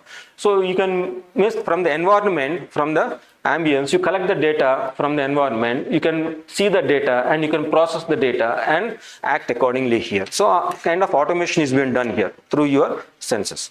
Not only this, from the agricultural, another application is your smartwatches. So what is that smartwatch is trying to do? Collects the data. What parameters? Usually the smartwatch, heart rate, blood pressure, skin temperature, oxygen. Okay, nowadays these are the different things, and everything is being done in real time. What do you mean by real time? Data has to be processed in real time. If it is not processed in real time, there will be a problem. Example? Pacemaker. Pacemaker. That pacemaker is one thing, but in simple terms, those who don't know what is pacemaker because they may not use the usage of that one. Suppose you're collecting the blood pressure. Immediately the blood pressure, if it crosses a threshold value, it will give the beep sound. When it gives the beep sound, you should not talk. You should relax yourself. If you don't relax, if you don't mess, if you are continuously talking and if you are continuously shouting, obviously your nerves will be burned. That's one. That is what immediate triggers, and that should be happening in real time. So what is the mean by real time? That's what I'm asking. Data has to be processed in real time. Means what is the meaning of that? Exact meaning of real. I'm asking about what do you mean by real time? After collecting data, Sir? immediately Currently moving data. Currently moving data, okay. after collecting the data, immediately the processing has to be done. After collecting data, immediate processing has to be done. Has to be done. Dynamically, yes, dynamically, okay. What do you mean by at the same time? This is the point here. Yes, you are right, sir. At the same time means? The same point of time. What is to be done in that same point of time? So basically, it has to process in the same time. Parallelly, collect You are talking about only processing, sir, but you are missing one important. Huh? action. Action is also one activity, but still your important step is missing here. Which one? Collection. Collection. See here. Please remember. Please understand. Collection, storing, processing, and action. How many steps are there here? 4. All these 4 steps will be done Simultaneously. at the same time. That's the meaning of at the same time. Just don't say that only processing is to be done. No, you need to perceive also. Before processing, perceiving is to be done. Without collecting, how will you process, sir? So all these things has to happen. The blood pressure reading is continuously collecting. And if it crosses a threshold, immediately is triggering it. And everything is happening. If everything, that's what I mean to say. Everything means collection, storing, processing, and decision taking process. Then only we say that all these things are happening. Then only we say that it is happening in real time. And how much is that real time is? Fraction of second. Not the correct answer, sir. I will tell you. Nanosecond is also not the correct answer, sir. Still, you need to be more accurate because we are all technocrats. You need to know the technological values also behind. Okay, I will put the question in another way. What is the speed of the blink of your eye? Blink of your eye. What is the speed? No time. Do you think there is no time? 1 second. That is the biggest mistake, sir. Don't say 1 second. Technically speaking, already research is also, you can search it on the Google also, you'll get the answer. But since this is important, real-time point has come, that I'm telling. It is not second, sir. It is not nanosecond also. It will mean milliseconds. I am given a hint. So at least guess in milliseconds. 10 milliseconds. Guess is too low, sir. No, actually, a good human being, a good healthy person's blink is little bit different. Some people are having eye problems. The blink speed is also different, actually. Again, it is on an average. This is on an average for a good healthy person. It will be 40 milliseconds. 40 to 60 milliseconds. That is the range. Milliseconds only. Good, healthy. Now today we are having technology related to 5G and 6G. If you are having some idea, 5G technology if you are using, what is the speed at which data should be transferred? 5G technology. If you are using 5G, sorry. No, it will be also in milliseconds only, but how much millisecond? If you are using a 5G technology, the data transfer should be 1 or 2 milliseconds. You are near to that, sir. Yes, around less than 1 second, technically speaking. If that is the speed at which you are transferring your data, then your 5G, you are following a 5G technology. It means, you see, you are using 5G technology, which is less than the blink of your eye actually. That is what the rate at which our technologies have advanced. 5G and now coming to the 6G. By another 4-5 years, 2030 will come 6G also. That is more faster than 5G. It means your technology has improved. The data transfer, data processing, means data collection, storing, processing and taking action. Everything is happening in less than milliseconds. We are almost near to that. When I say less than milliseconds, means next level is nanoseconds only.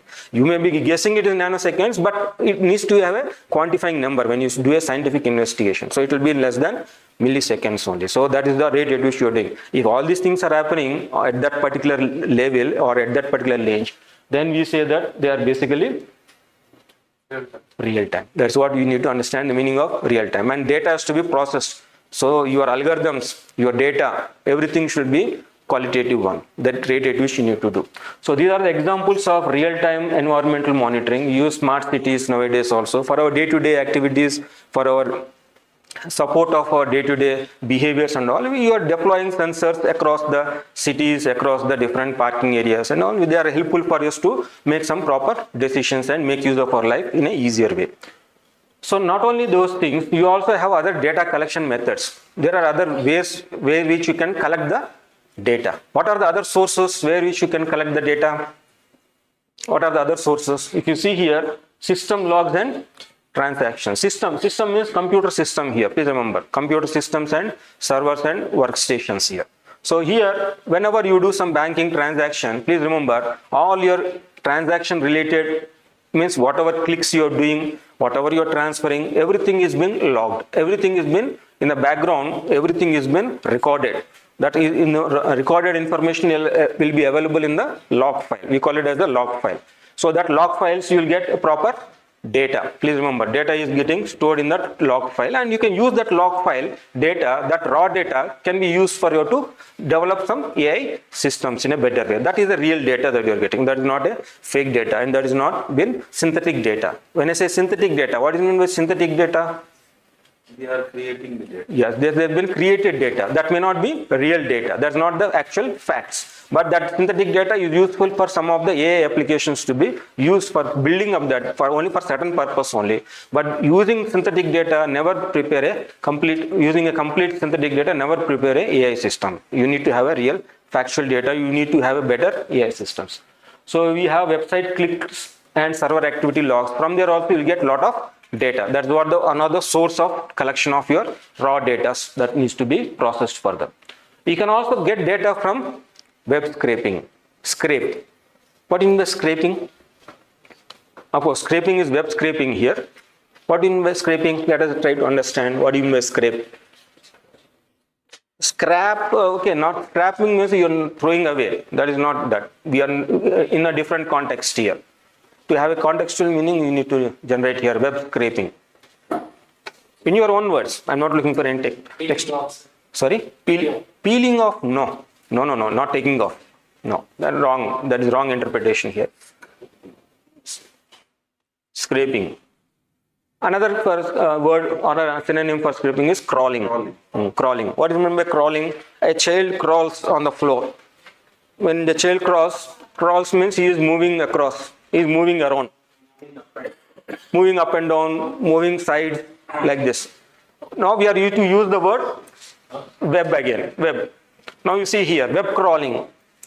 Web, what do you mean by web crawling? It is understanding what are the new pages created, what are the new data. It is not understanding, sir. Accessing the pages in a But Yes, see what happens is, I'll put an example like this. Let us try to understand with an example. So suppose you want to know your friend, his name only now. You don't know whereabouts about your friend or your colleague, when they have worked along with you a particular period or a particular year. And you also know that you are all together in a particular school. So you want to know alumni of that particular school. But you don't know where your friend. You may be in US, you may be in Europe, you may be in somewhere. And you are assuming that your friend also in that company's websites. But you don't know, you cannot sit here and search every website of the internet, right? You cannot search for every website where your friend's name is appearing. You don't know actually.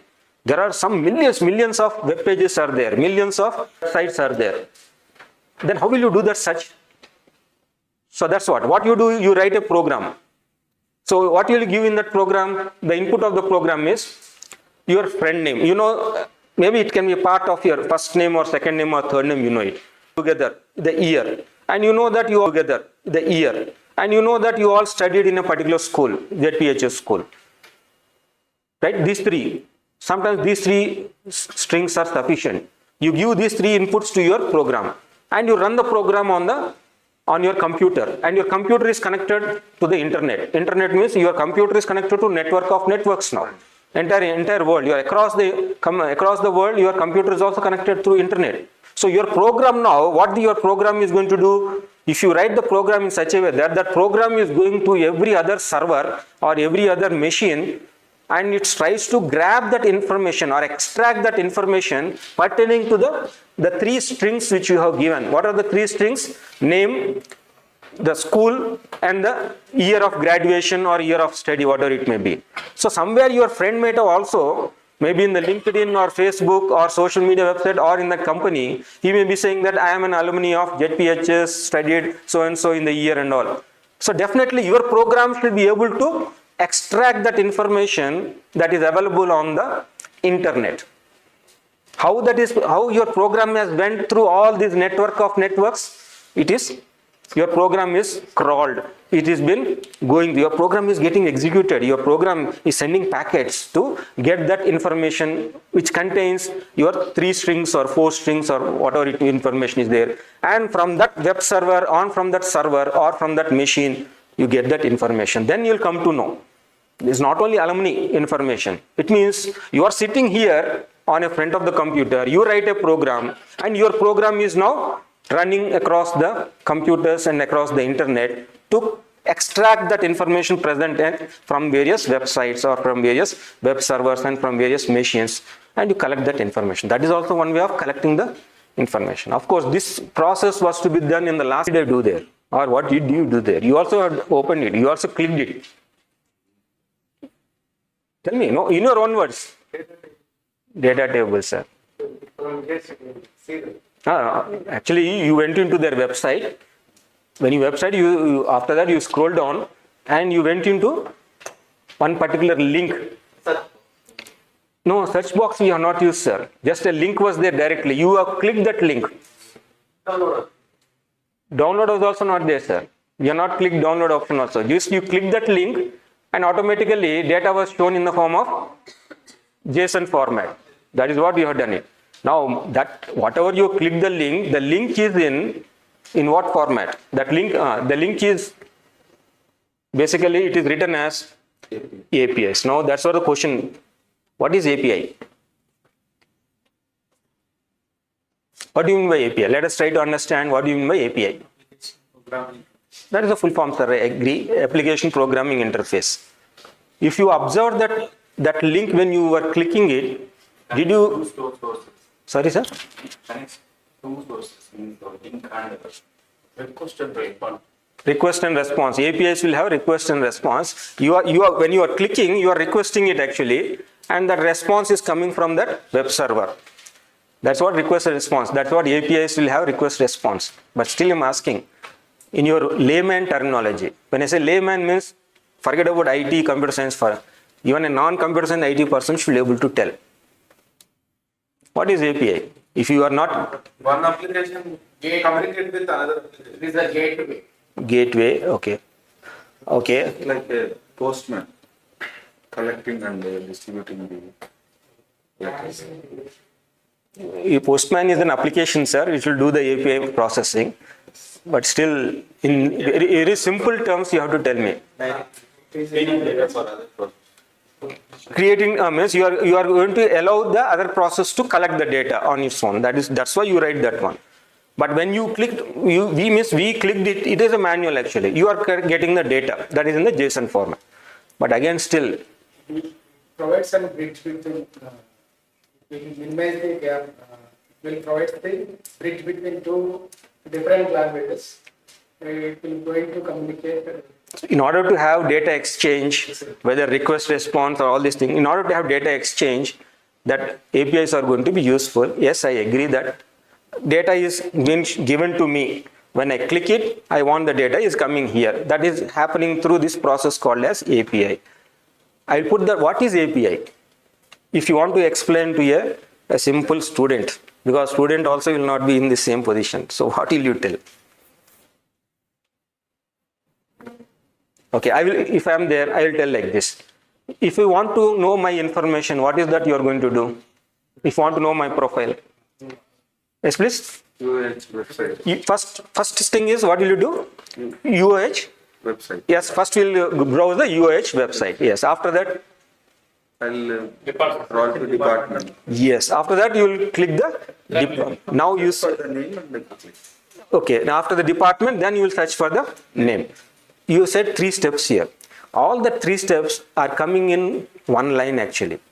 If you see here, where is that on the URL? uhyd.ac.in. After that, what will be there? Computer science. Slash will be there. Slash. After that slash, what will be written? The department name. Okay, SCIS. After SCIS, again there will be one more. Slash will be there. Again, after that slash, my name will be there. What is that? Then you will get the information about me. Why what those slashes are doing and why those slashes were written there? Separation. Now you see, now your data exchange is happening, data is transferring. So NKS data is coming from there to your browser. If you provide the data, in this means the data is arranged in a hierarchical manner. Hierarchy, UoH inside the department, inside that me here. Now what is that slashes are giving? That is the path. What is the path over it may be there? That is an endpoint. The endpoint, what is the endpoint here? NKS means my name will be there. That is an endpoint here. From that you are getting. So when you are clicking this stock data also, or when you are clicking this, what is the meaning here? Can you tell me? What is the meaning of this visualcrossing.com / weather query builder / that is the path actually. So what is this? If you write this something like this, whatever you have done, SCIS means uhyd.ac.in / SCIS / NKS tilde, that is nothing but that path you are getting, that is nothing but API only. In simple terminology, for a layman or for a student to understand, please try to explain to him that API is nothing but some technical jargon. If you tell technically in the beginning, they will not understand. In simple terminology is what you need to explain, that the way you write like this, in this way, so https / then followed by visual crossing, this is the actual domain name. In that domain name, there is a subdomain is there or sub process is there. In that sub process, again there can be nested. It can be / will be there. If you see that link, already I shared these slides to you. You can get this slide. I am talking about this particular slide. The slide is this one, which I am referring to you all. This particular slide. When you click this particular thing, Alpha Vantage Stock Market API, you went to this particular page. If you scroll down in this page, you have a API actually. That API will be of ///////. So that /// writing is nothing but your whatever you say, data exchange, request response model, that is written in this path actually. That is what called as API.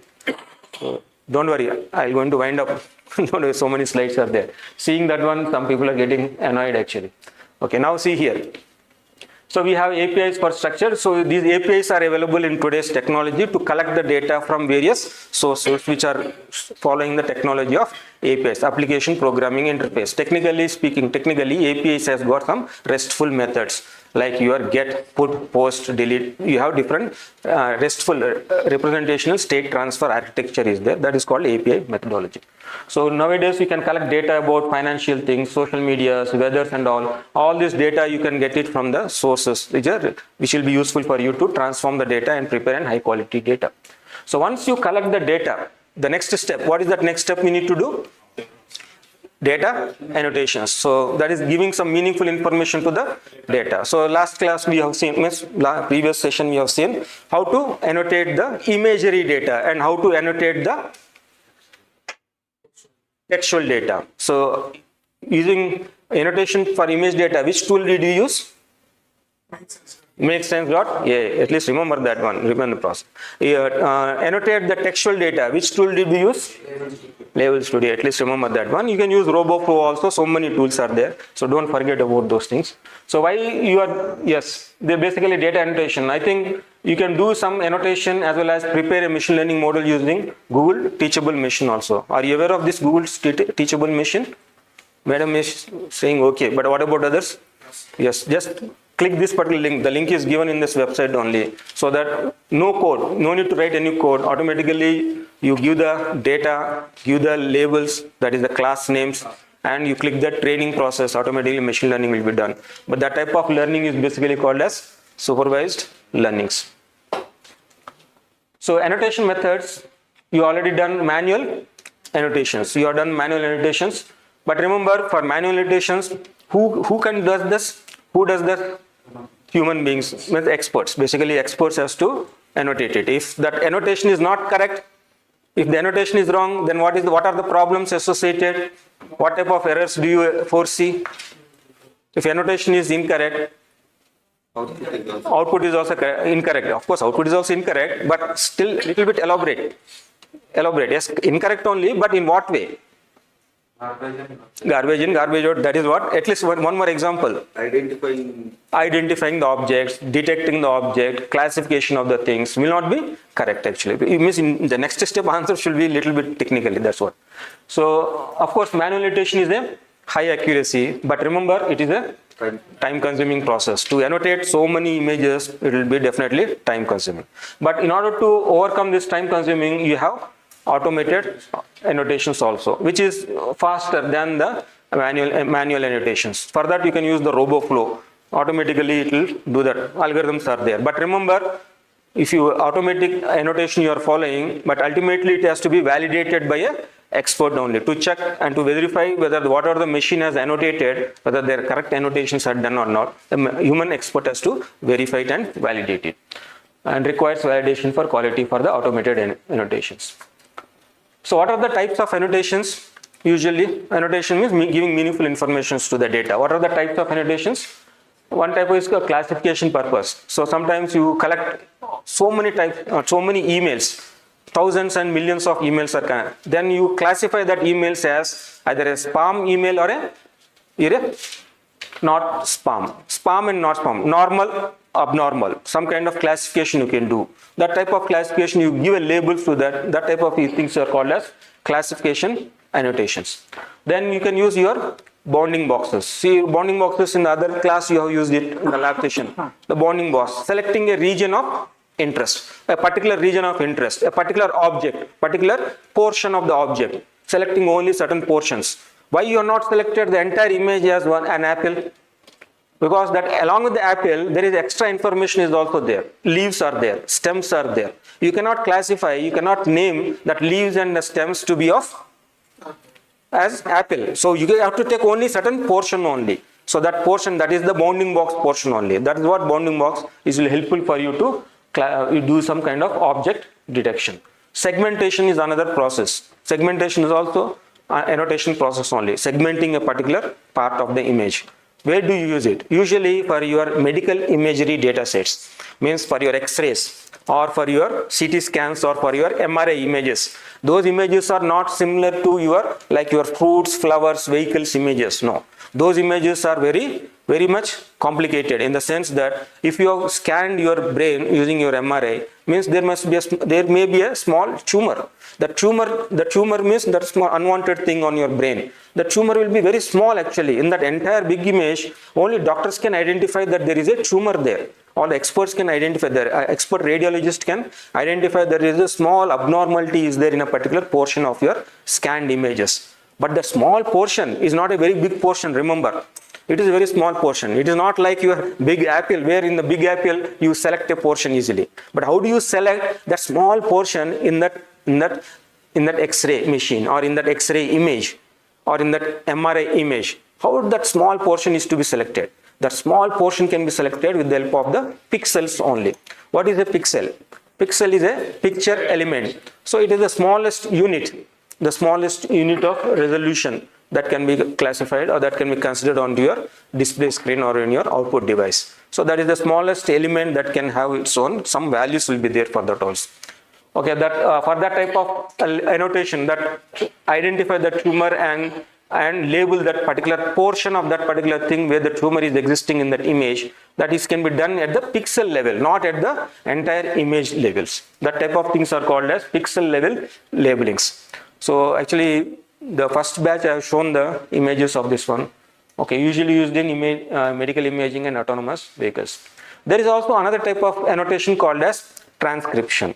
Already you are aware of these things. During your online conversations, either through Zoom or your Google meetings, or whenever you are observing YouTube videos, at the bottom of the screen you will see the translated, or that is not actual translation, that is transcription. Whatever the English words that have been orally spoken, that are being shown in the textual form. That type of annotation is called as transcription. You can use the transcription. And also you have seen the named entity recognition. This particular exercise, I think we have done it in your lab session. So what is named entity?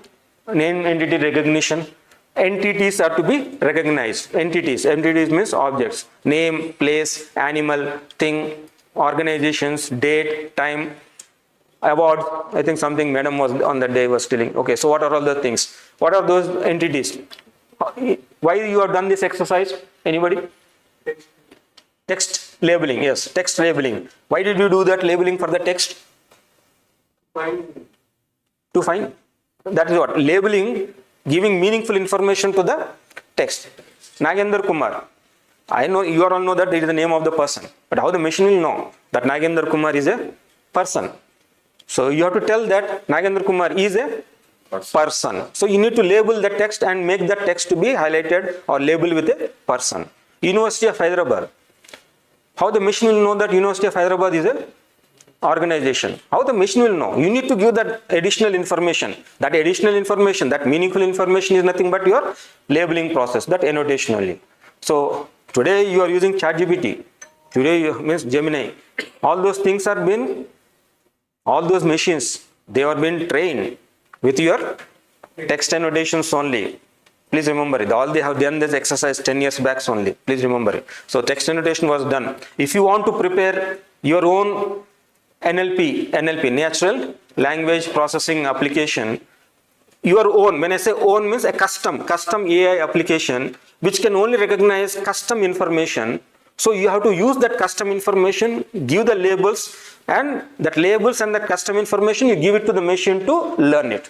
Then that machine will be specifically recognizing only that particular textual forms. Please remember.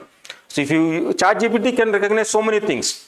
Medical related data, banking related data, educational data and all. But if you want to develop your own ChatGPT for your own university, for your own college only. Your own college means your college will contain what? Schools, departments, faculty, students, your classrooms, only your stuff only. That's all. It will not contain data or information related to medicine. It will not contain data related to banking. It will not contain data related to forest. It will not contain data related to some other contextual meanings. It will be specific, explicitly your own data. Then if you want to prepare your own ChatGPT to work only for your own natural language processing application for your thing, you need to collect your own data there and you need to annotate it. It will be laborious only. It will be time consuming. But once you give a proper doing that one qualitative data, then a better machine will be prepared here. That's, you please remember that particular process. Any doubts here please for anyone? Then we move to something called as data pre-processing. So once you have data collection is over, various ways where data can be collected. Then after collecting the data annotation, how data annotations can be done, you have just seen that one. Then we are now moving towards the next stage called as data pre-processing. So what is pre-processing here? Pre-processing is some kind of processing only to be done with the raw data. So suppose for example, what is that? This, take an example here, customer ID, age, gender, monthly charges, contract type and churning. So here in this data, customer ID, age, gender, monthly charges, contract type and churning information there. But what about the data related to customer ID 2? Customer ID 2, the data related for the age is not available, not matching, is not available any instance for. Similarly, customer ID 3, monthly charges are not available here. It means there is some missing data is there. Of course, this is a small portion of the data. Usually the data will be very large. Sometimes you may not have values for all the attributes here. It means all the fields will not have the values here. It means some missing data will be there. You cannot give this entire data, the raw data that you collected, to the machine. If the machine doesn't have the information or data related to this missing, then machine will not do some processing properly and machine cannot predict it correctly. So before giving this entire data, that is missing data, you need to do some kind of pre-processing here. So this data needs to be filled up. So one example can be, if you look into this age, this is basically age column or age field. So here you have 1, 2, 3 values are there. Fourth value is not there. So usually what is the technique, what is the strategy, what is the methodology we do? We take some statistical measurements, statistical strategies, statistical techniques. So what is that statistical technique? Take the average value of the existing data. Take that average value and give it to the missing value here. That may not be the accurate value. That may not be the correct value, but at least nevertheless, the machine will get an idea about, instead of null value or instead of not having any value, it will have some approximate value. So that machine will have proper learning can be done here without making the machine to know the unknown values here. So you need to use statistical measurements, please remember, for you to fill those missing values. So it need not be only average here. Again, there are different statistical techniques are there. Average is the basic technique. Mean, finding the mean and getting the meaning is the basic technique. But like this, we have so many tools are available for us. This is just one example I am trying to help you to understand that missing values can be filled up so that the better data can be given for a preparation of AI system here. So not only missing values. Suppose you take this gender. This gender column has got data. The data is available in the form of categorical data. Categorical means some kind of characters are there here. So characters, the machine will not understand characters, textual forms. Machine will understand only numerical data. The data is available in the digital form, in the form of numerics only. So how the machine will understand what is to be called as male, what is to be called as female. So you will transform this categorical data into another form, so that machine can understand it properly and process this. Since India has to do computation, it has to process the data. That computation can be made only available when the data is available in a computational format or a better doing the processing format. That computational format is the numerical format, not the categorical format. So that you transform this. We use something called as encoding. We call it as encoding process. So you encode this male is to be encoded as 1. Female can be encoded as 0. So it means you are converting your categorical data into ones and zeros here. That is encoding formats we call it as. So that the processing can be done by your machine to understand it. Later when your realization, when the output is coming, then we can translate that 1 to male and 0 to female accordingly in the outputs. Similarly, we have this contract types. This again you divide into number of types and give this month to month as one particular value, 1 year as another value, 2 years as another value. So you are transforming this entire data set. So you are transforming here, the gender is converted to zeros and ones. The age has been filled up with numerical value. Similarly, these contract types are being encoded into one-hot encodings into different columns in terms of ones and zeros here. There are no categorical values now. There are no textual values. So once the data is been pre-processed here, this data, entire data can be used for your processing for computation purpose, so that the effective understanding can be done by the machine to be prepared here. So always remember the pre-processing. What is the pre-processing? The data pre-processing involves handling of missing values, removing the duplicates, then normalizing and scaling. That's what normalizing is, nothing but the encoding which you have done. Encoding the category values, and noise removal. Noise means your unwanted data to be removed here before you give the data to the machine learning to be prepared here. So these are the important steps here, and now one small example I have given how to do it. Go through this one. Yes, once the data has been properly cleaned and properly made available, so cleaning is done, normalization and features, proper features, attributes have been known to that, then what is that you need to do? The data has to be properly used. How do you use that data now? Now actual data is ready. So the data, it has been, raw data has been transformed into a qualitative data. Now that qualitative data has to be used for various purposes. Most of the time that AI machines or AI systems, in order to develop an application of AI system, the data that you properly prepared can be divided into 2 or 3 parts. Most of the time 3 parts is the ideal way. What are those 2 or 3 parts? One part is called as training part, the other part is called as validation part, the other part is called as testing part. So what is validation here? Try to understand. Training means the data that is to be given to the machine to understand is called as a training process. But what is to be called as validation? Validation means certain rules. Correct only, sir. Certain rules. Why do you use that certain rules? What is that? What that certain rules are helping us? To import some proper data. To import some proper data. It means still. It's not just importing, still. Conditions to be validated, to be tested. Tested means what is another name? To be checked. Checked. Some checking process has to be done. Why checking has to be done? Okay, I'll put one example here. Just try to understand this example. A student has learned from the textbook. He has read all the textbooks. Now, after learning from the textbook, he has attempted a mock examination. Why he has attempted a mock examination?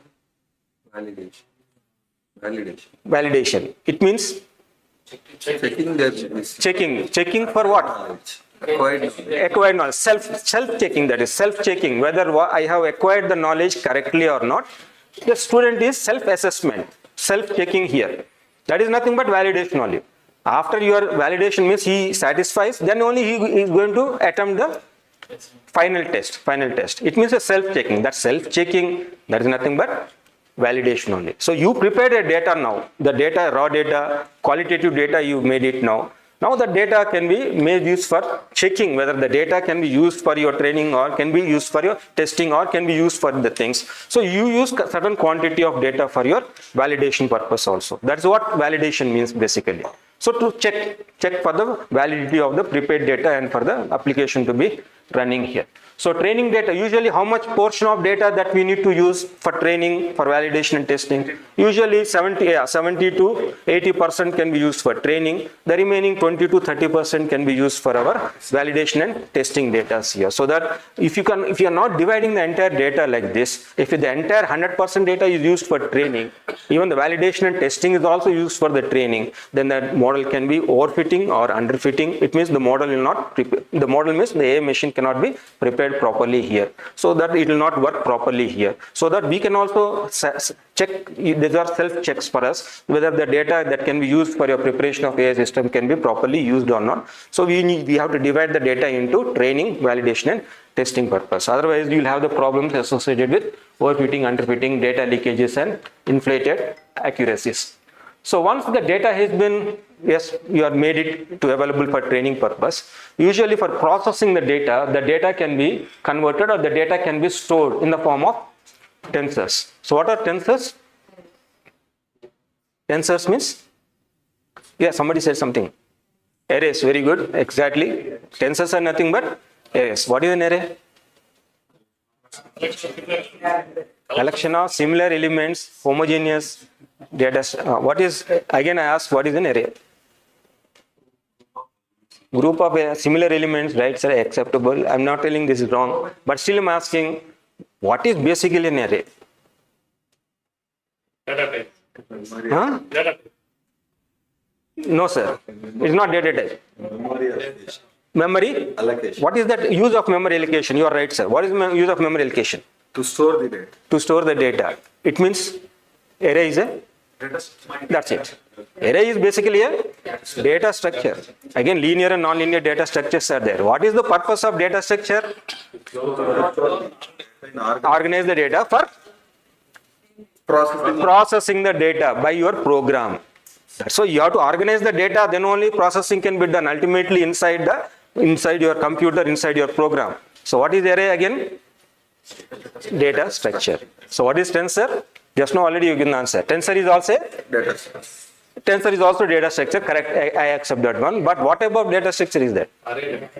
Array data structure. But array usually it can be single dimension or a Double. multi-dimension is a very generic term, sir. Two-dimensional one. But there are data that needs to be stored and that needs to be processed. Something like this. Suppose for image data is there. What are the informations, the data elements for an image to be stored? Pixels only, sir. But what are those? Means what are those parameters? Matrices. What are those matrices will contain? Rows and columns, yes, sir. So I'll put the question in. The image will contain color is there, one attribute. Shape will be there. Size, that's what. Size means length, width and height for a three-dimensional. So length, width, height, color. Now you see four they're coming. You have to use how many dimensions now? 4 dimensions. 4 dimensions here. So array is basically, technically array is going to be a two-dimensional thing. But in order to have data nowadays data, you will have 3 dimensions, you will have 4 dimensions, you will have 5 dimensions. So you have number of dimensions that needs to be stored and can be huge data that will be, and that needs to be processed in a small amount of time. That data structure, which is having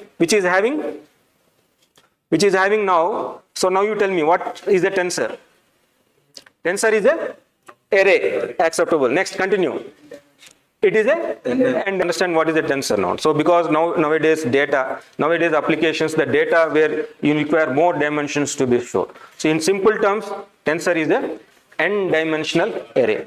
Why n-dimensional? I told you there are multiple informations to be stored for an image. So like the image. So once you have the data, it can be image, it can be video, it can be multimedia data, audio data and all. That data has to be stored in our data structures for our processing. So one such particular thing commonly used and mostly used in our programs and in your applications for your AI models to be prepared is the tensors. Basically, remember this, another data structure that is going to be useful.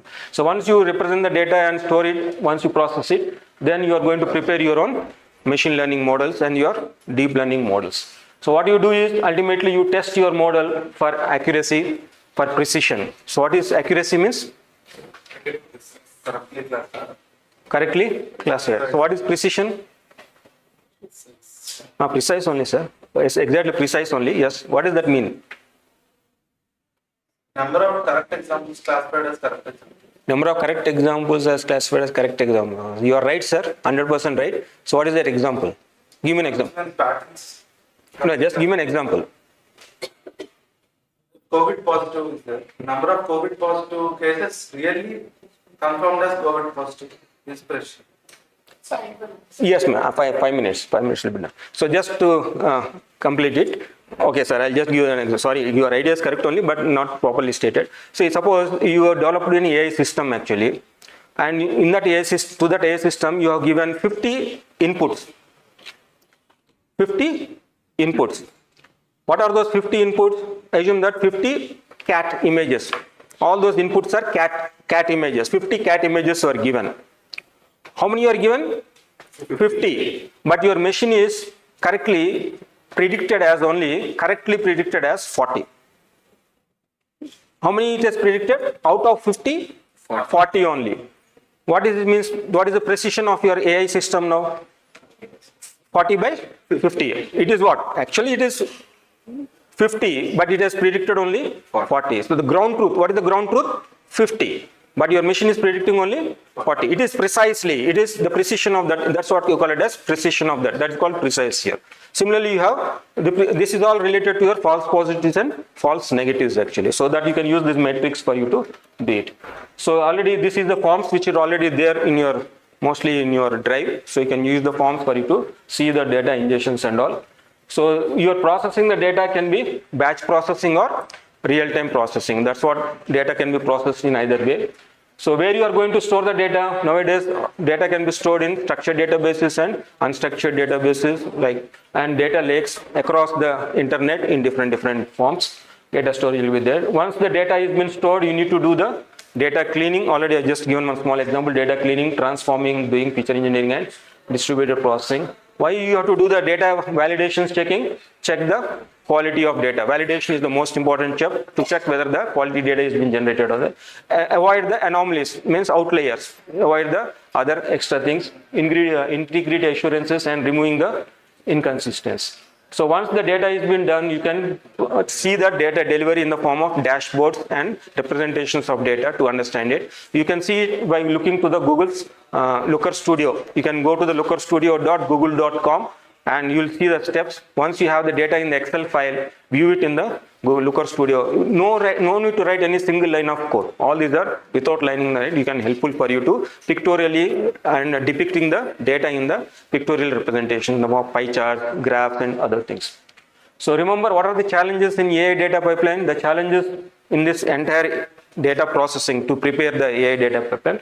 Data biasing should be avoided. Privacy and security issues should be handled. High annotation cost will be there, and scalability concerns for the new data to be understood.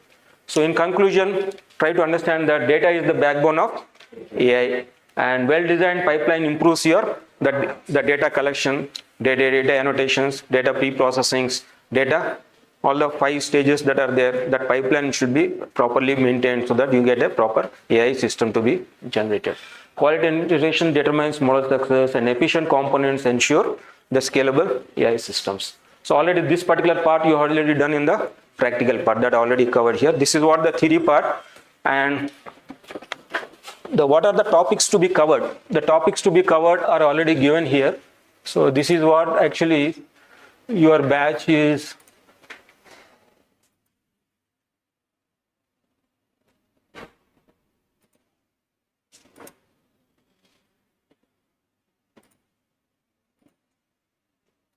Yeah, so here on 26 March 11:30 to 1, this is your batch. So these are the topics to be covered. That's what the syllabus is. The syllabus is, you need to understand AI data pipelines, stages and components.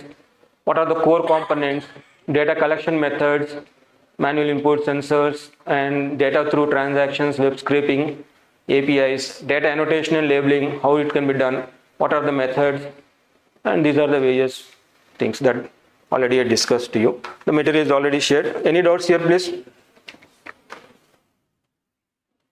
course, it's very short period. A lot of things has to be delivered. Hopefully you have understood it. Does it make any sense for you to understand? Is it acceptable? Means you are you able to understand what is that been discussed here? Yeah. Okay. Any doubts? If not doubts, then thank you. All the best for the next sessions. We'll see sometime later whenever your time permits. Okay. Thank you all. Bye. Please wait. May I get the team meetings?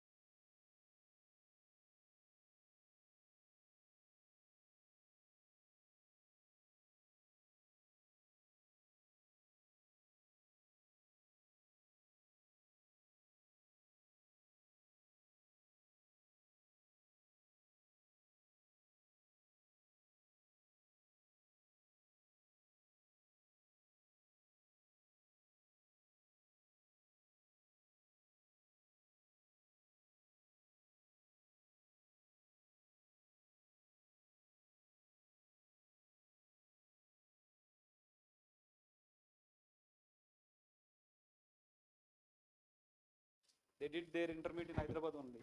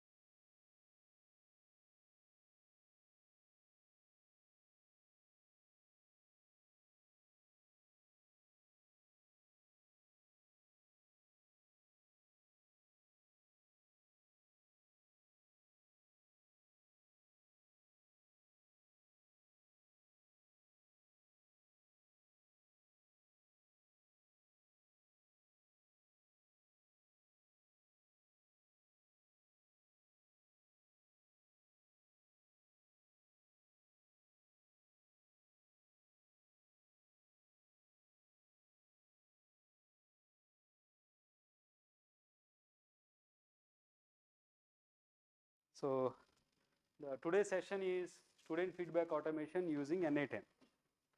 As a teachers, all of us receive feedback from students at the end of the course, right? In what format or what form you are going to receive feedback? Physical hard copy. Okay, what are the alternatives? Google form. Okay, so suppose if you have Google form, and then suppose students are giving their feedback one by one. What if one student written a long feedback? What if we can use our AI tools to summarize the feedback, and the summary if we receive in our Gmail? Okay, that kind of setup we can do using some tool called NA10. Workflow automation, right? Let us see what it is. So automating workflows using NA10. You can literally automate any kind of workflows.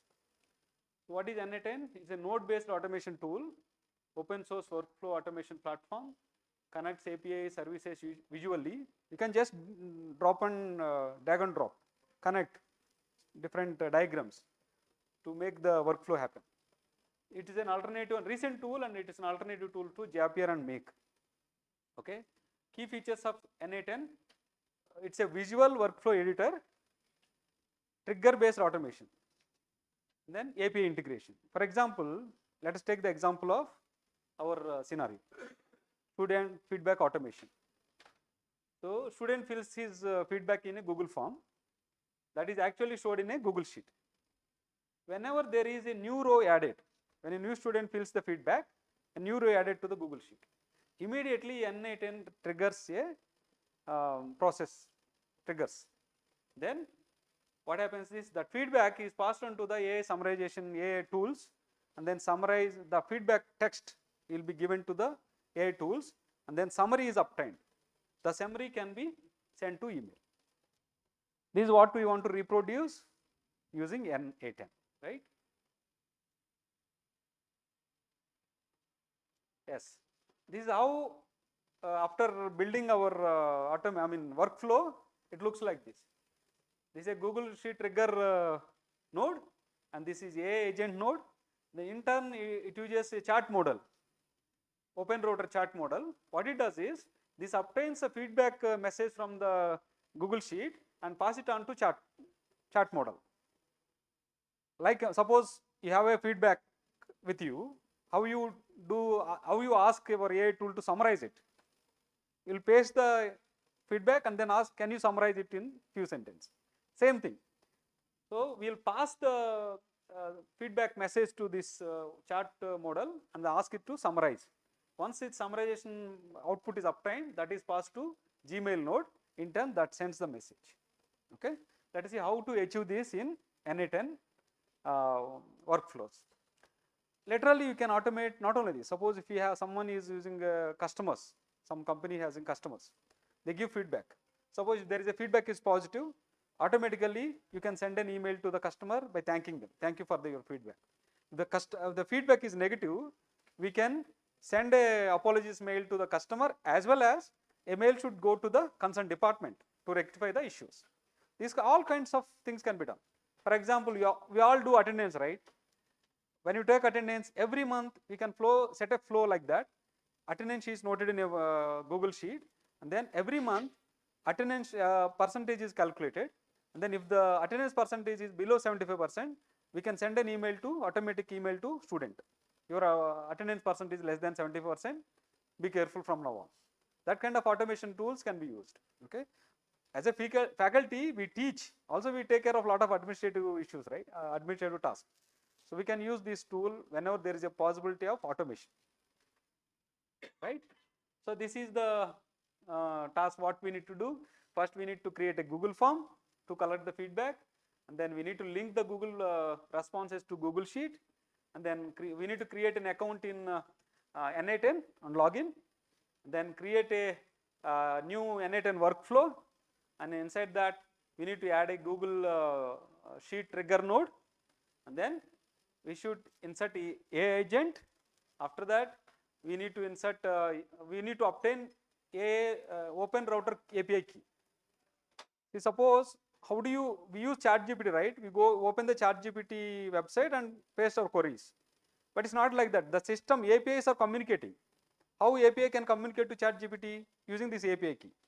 So it identifies that using the API key, it identifies that who is the person accessing this, querying the ChatGPT or chat model, right? So accordingly, it gives access to you, and then response was given. And then after that, we have to insert the Gmail node, and then we need to publish the network flow, workflow, so that it automation takes for happens regularly, right? Let us go by one. Yeah, all of you know how to create a Google form. Yeah, please create a Google form. This kind of Google form. It has two fields. One is basically overall rating for the course, and then feedback of the course in a text. Create a Google form.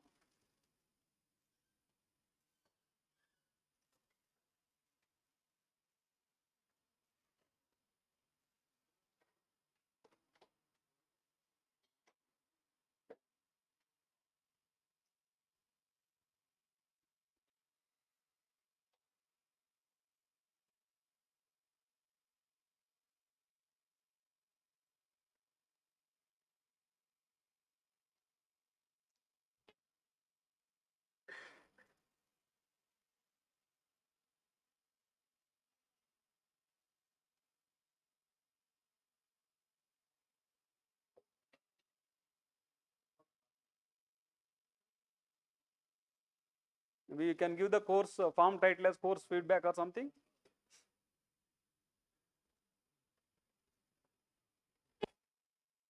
This is overall rating 1 to 5. It's a drop down. It's a radio. Not. What is it called?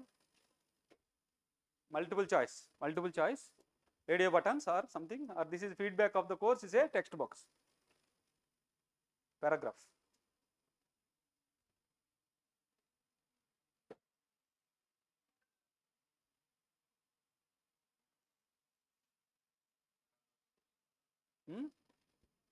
This one, course rating, overall rating of the course, 1 to 5, right? And then course feedback of the course. Usually feedback is anonymous, right? We don't collect the student details.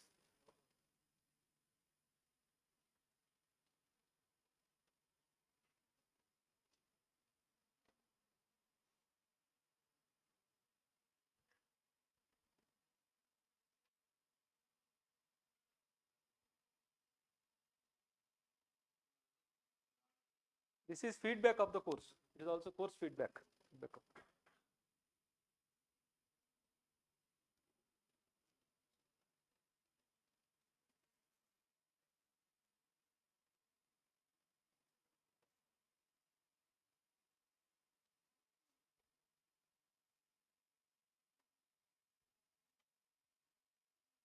Please let me know once you are done.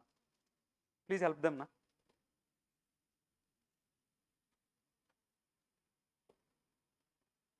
If you need any help, please call me.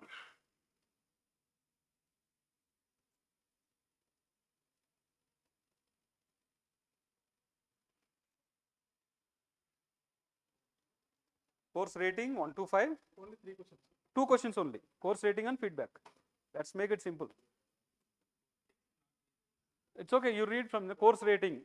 First option is course rating, which is a radio buttons 1 to 5, and then course feedback is a text box.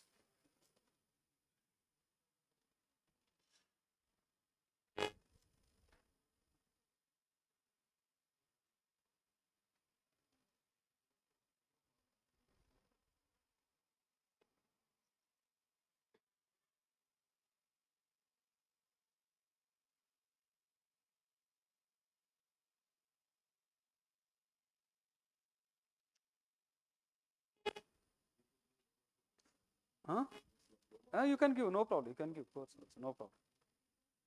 Course feedback for so and so course, you can give, no problem. Done? Yeah. Please give the title also to the there. The top left corner. Click on the top left corner. Title, untitled. Yes. Yeah. It's now it's saved already. Yeah. Give a title to the form also. Radio buttons, yeah.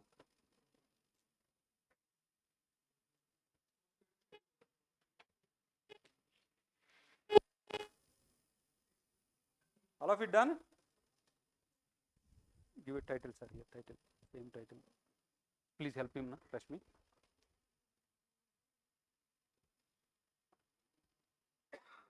Title, new title.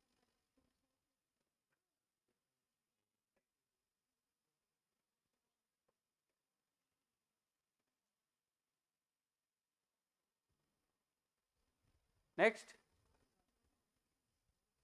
click on the responses on the sheet. Responses will be there, no? Click on the responses. Correct. Close చేసేయండి, ఇక్కడికి వచ్చేసేయండి మీరు. Click on the responses. Click on the responses. Link to sheet. Click on the link to sheet. Create new spreadsheet. Title ఇవ్వండి ఇక్కడ. మీరు ఒక్క నిమిషం cancel చేయండి సార్ అది. ఇక్కడ టైటిల్ ఇక్కడ క్లిక్ చేయండి. ఎస్ నౌ ఇక్కడ క్లిక్ చేయండి. ఈ రెస్పాన్సెస్ అని డిలీట్ చేసింది. కోర్స్ ఫీడ్బ్యాక్ మాత్రం ఇవ్వండి. Yes. Now create. Yes. Now second step is done. This is the course. Publish. Publish. After that, link. Go to responses and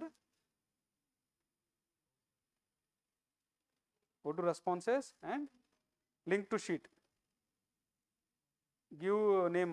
Your not title is not there, sir. Cancel. Give a title here, form title. Yeah. Now saved. You come to now link here. Okay. Now you responses తీసేయండి. Only student feedback form answer ఉంచండి.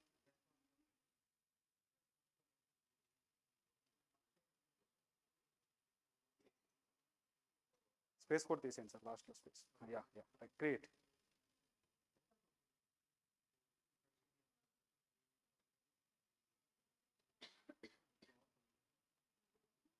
Popup enable అయింది, రావాలి actual sheet. Popup black అయినట్టు ఉంది sir కదా. ఎక్కడ sir ఇక్కడ click చేయండి. పాపప్ బ్లాక్ చేసినట్టు. ఆల్వేస్ ఓపెన్ కొట్టండి. మళ్ళీ క్లిక్ చేయండి. వీ షీట్ కొట్టండి. లింక్డ్. Yes done. ఎస్ అదే రెస్పాన్స్ వచ్చింది. దీనికి నేమ్ కొంచెం షార్ట్ చేసుకోండి సార్, పెద్దగా ఉంది.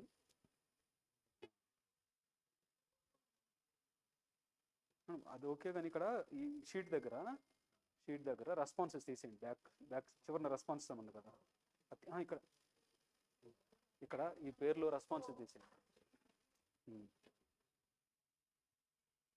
Can we move on to the next step? Yes. Now you understand, someone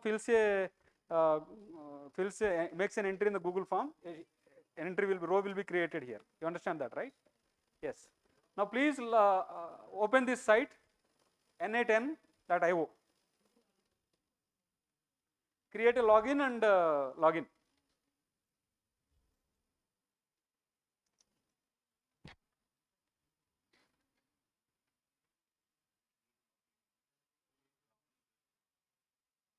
You need to create an account in na10 website, na10.in.io.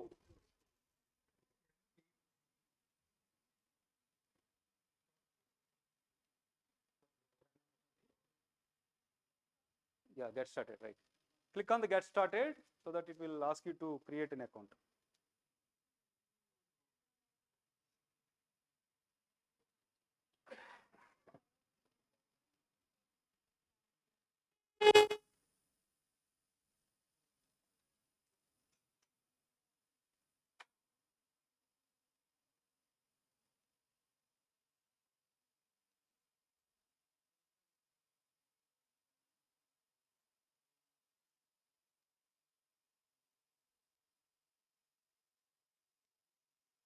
Madam form title ఇవ్వండి ఒకసారి. Title click చేస్తే title వచ్చేసి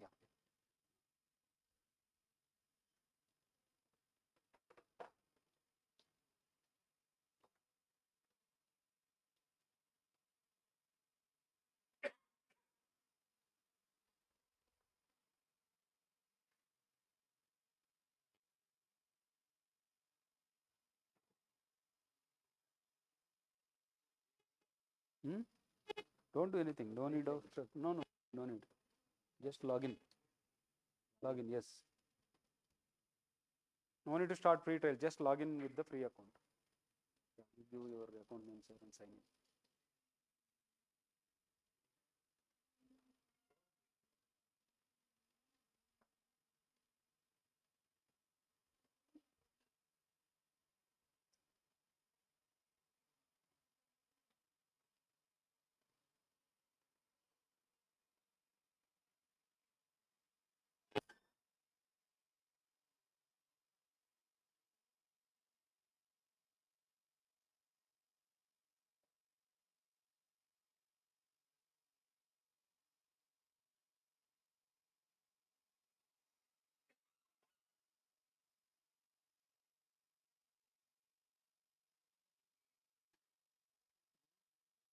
ఆన్సర్లు వచ్చి వదిలేండి, ఓకే కొట్టండి అంతే చాలు. ఎవరు రెఫర్ చేశారు మీకు ఫ్రెండ్స్ అని క్లిక్ చేయండి. అది గూగుల్ ఏదో కూడా పెట్టండి ఒకటి. ఇప్పుడు లాగిన్ అవ్వండి. Skip sir inviting members work place skip చేసేయండి.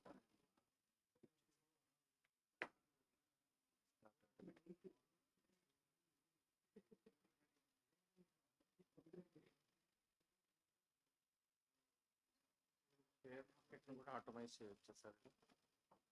షేర్ వర్క్ ఫ్లో సార్, ఏదన్నా ఒకటి డేటా ఒక దగ్గర నుంచి ఒకటి ఇలా ప్రొవైడ్ అయ్యి అవుతుందంటే మెసేజ్ కమ్యూనికేషన్స్ అలాంటివి ఆటోమేట్ చేసుకోవచ్చు. Once you log in, you will see a screen like that, or you're not seeing.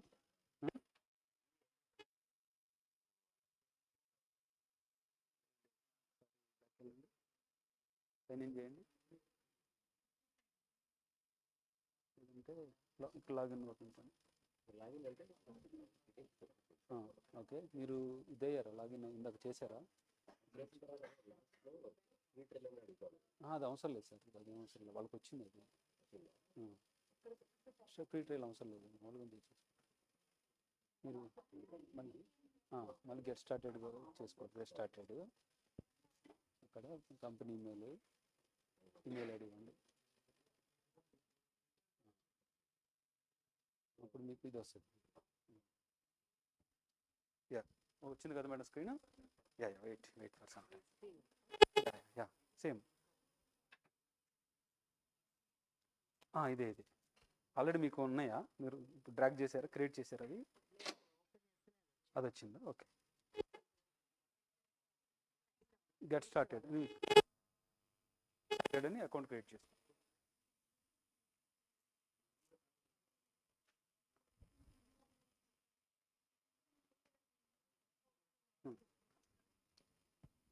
ఇది మీరు ఫామ్ సబ్మిట్ చేస్తున్నారు, ఇది అవసరం సబ్మిట్ చేయవసరం మనం ఆల్రెడీ ఒకటి వచ్చింది కదా సరిపోతుంది. ఇన్నెందుకు చేశారు మీరు? ఇన్నెందుకు చేశారు? 1 to 5 రేటింగే కానీ కాలం ఎందుకు వస్తుంది? ఎక్కడుంది మీకు ఫామ్ ఇది కాదు, మన ఫామ్ ఎక్కడుంది? ఇక్కడ మీరు కాలం కాదండి, ఇక్కడ మనకి మల్టీగ్రిడ్ కాదు, మనకి మల్టిపుల్ చాయిస్ ఇవ్వాలి. ఇక్కడ 1 5 4 3 అలా ఇవ్వండి. 5 ఇవ్వండి. 4 3 అలా ఇవ్వాలి. 1 ఎస్. నెక్స్ట్ కిందకు వచ్చింది, ఇది అయిపోయింది కదా. ఇక్కడ ఫీడ్బ్యాక్ కరెక్ట్, షార్ట్ ఆన్సర్ కాదు, పారాగ్రాఫ్ పెట్టండి. Okay, now it is done.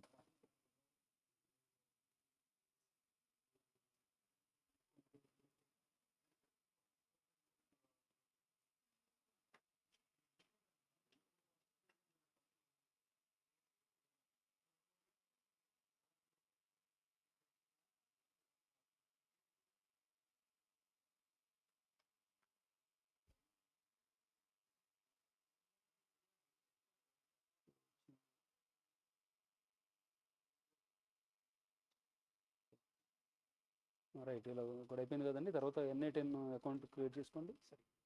అలాంటి ఇదే right.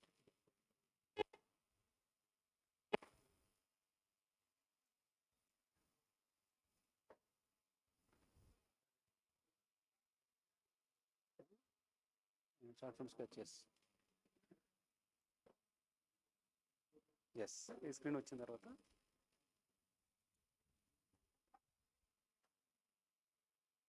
create a N8N workflow. Creating password contain at least one password match అవ్వట్లేదు చూడండి, కండిషన్స్ ఉన్నాయి పాస్వర్డ్కి. Password must contain at least one upper case letter, upper case symbols అవన్నీ ఇవ్వండి.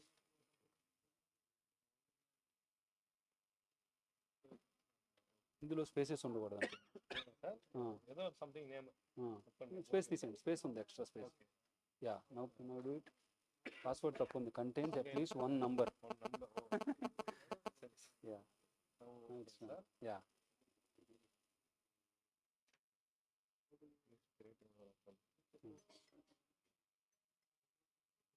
ఎనీ ఓన్లీ మీ పెట్టండి, ఓన్లీ మీ పెట్టండి. ఇక్కడ marketing engineering okay sir. Others అని పెట్టి, అదర్స్ అకాడమిక్ అని పెట్టండి, academic. Yes yes writing JavaScript confirm.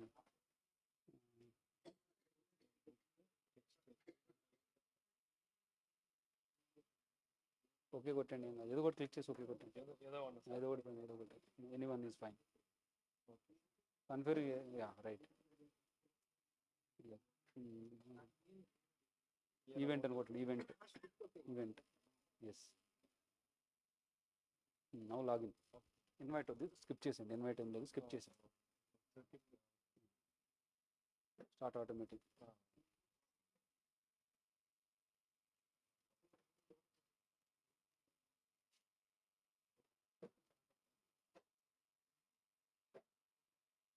Now, where I have to upload sir. Upload nahi, you need to start from scratch. There will be an icon, start from scratch. Click that so that your workflow opens. Blank workflow opens. Either start from scratch or create workflow. Something will be there. New workflow. Create new workflow, sir. New workflow. Yes. Start from scratch. Click on the start from scratch.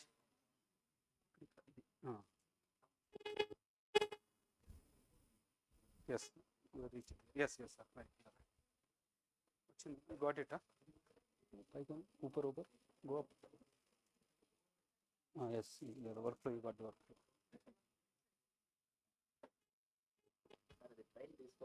అవసరం style అవసరం లేదు sir. మీరు ఎవరు తీసుకోలేదు అసలు.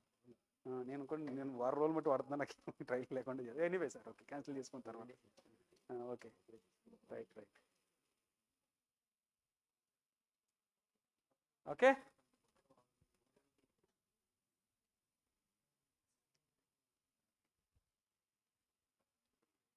all of you done? Ready? Anyone pending?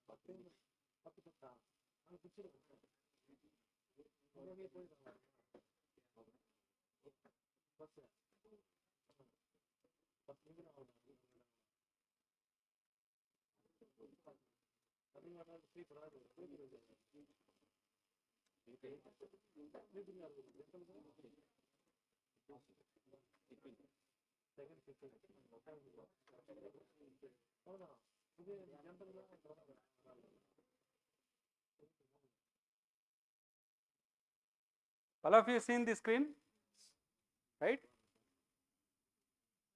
Click on add first step. Okay, you will see a search box on the right side. Type Google Sheet.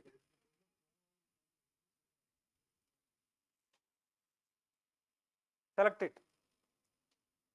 Select on row added. So you will see this box. Okay. On row added means we want this node to be triggered whenever there is a new node. we need to link this node to our Google Sheet account. So that's why we have to click here, Google Sheet trigger, then sign into Google. Yeah. Yes. Have you got this screen? Yes.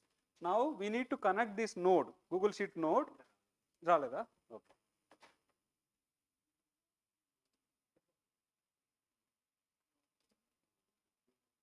You seen this screen, right?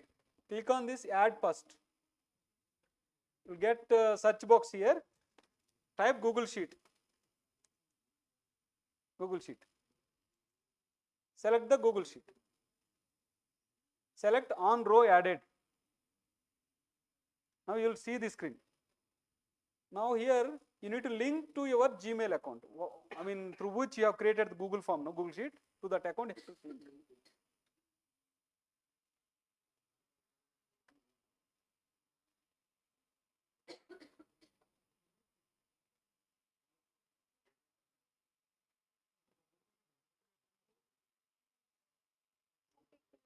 When they're clicking on signing, it's not signing. I think something happened to I don't know, their server. It's not loading at all. Which one? Which one? They'll sign in. N8, na? Ask them to do it again. Na? Most of them are able to do it. So,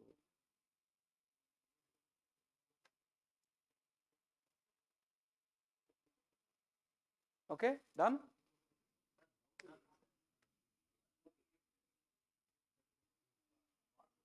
So Google Sheet trigger account. Click on this edit option. Okay. Pen button is there, no? Click on this button. It will open, ask you to sign in with Google.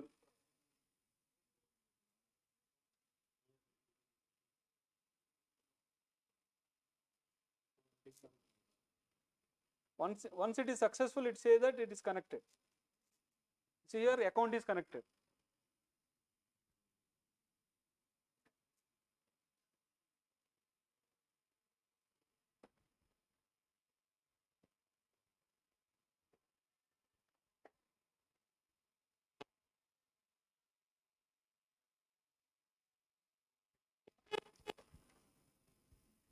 Yeah.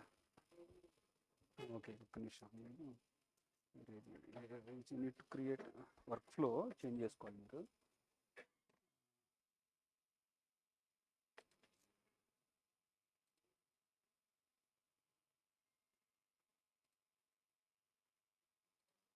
ఈ website కాదు madam N8N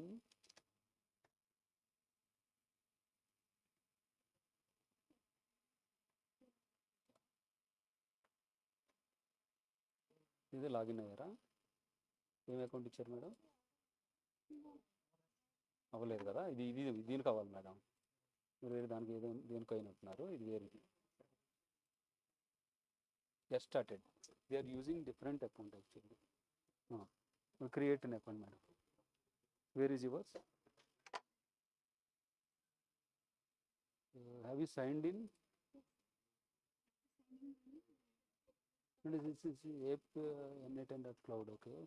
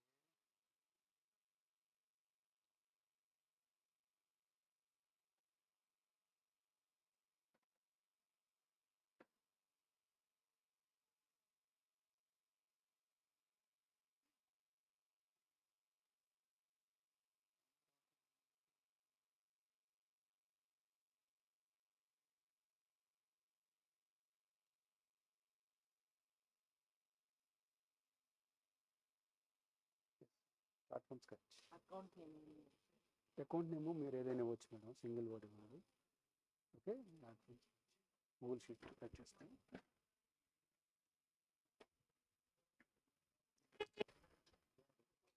yes, yeah. Register అవ్వట్లేదా? Password start అవసరం లేదు, అయ్యింది madam, success అయిపోయింది. మీరు login చేయాలి ఇప్పుడు. ఏదైతే ఐడి ఇచ్చారు ఇప్పుడు సేవ్ చేయండి. ఇక్కడ లాగిన్ అదే ఇవ్వండి ID, give that ID to login.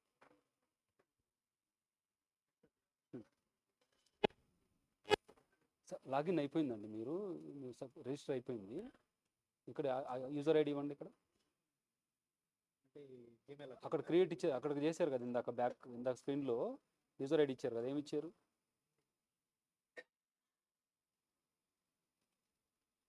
లేదండి,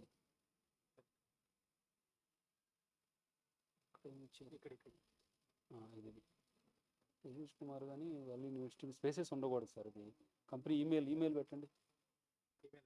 ఇందాక ఇచ్చారు ఈమెయిల్ ఐడి. ఒక నిమిషం, ఈమెయిల్కి వచ్చిందా మరి? అది మీకు వ్యాలిడేట్ చేయమని వచ్చిందా? ఓకే, ఏం ఇచ్చారు మీరు అక్కడ?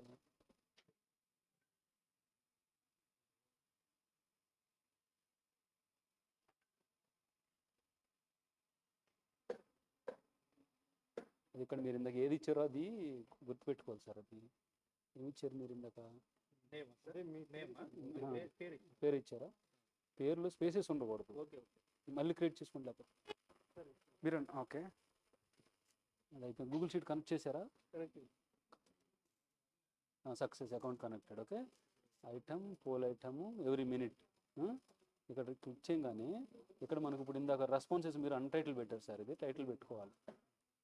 టైటిల్ ఇవ్వండి. Okay, okay.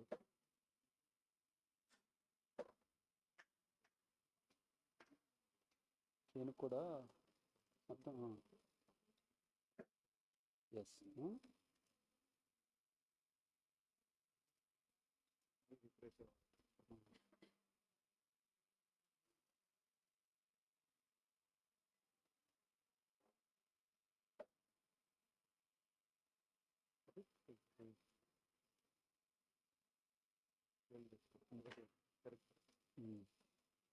ఇప్పుడు వచ్చింది.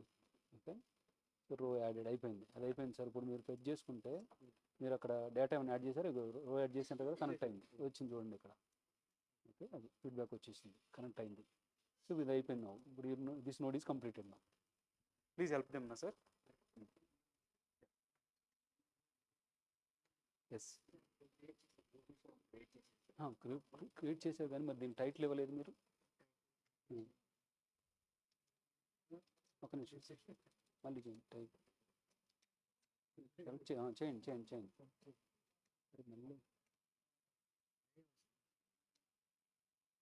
మళ్ళీ టైప్ చేయండి. లేదా ఇక్కడ చేయండి, ఇక్కడ చేయండి.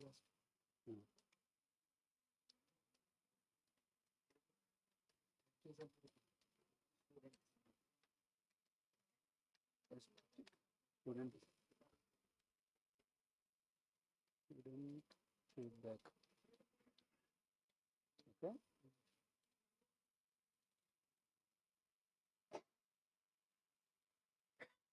పేస్ట్. మీరు ఇక్కడ ఇది చేయాలి. ఇది మల్టిపుల్ చాయిస్ కదా. 5 పెట్టండి. 5 4 4 3 1.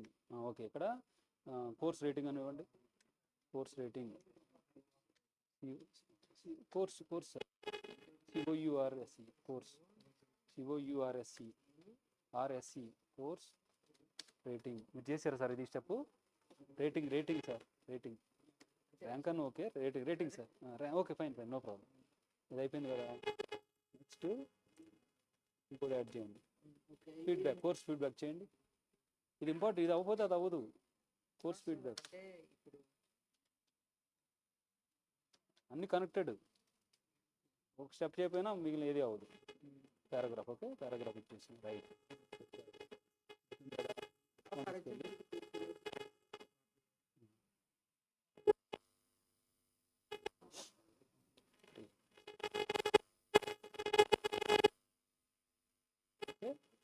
are done. Now have you created this workflow? Here now you have to connect here. Just how to copy and copy కాదు కనెక్షన్ ఇది ఉంది కదండి, క్లిక్ చేసిన తర్వాత సైన్ ఇంటూ గూగుల్ చేయాలి. మీరేది ఇక్కడ ఇదా?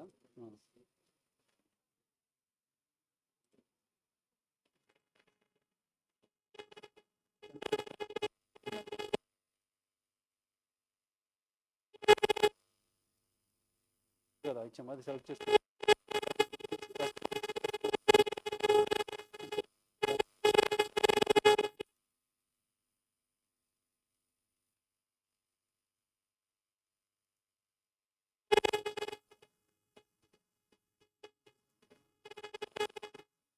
మీరు ఒకసారి ఆ ఫామ్ ఫిల్ చేయండి.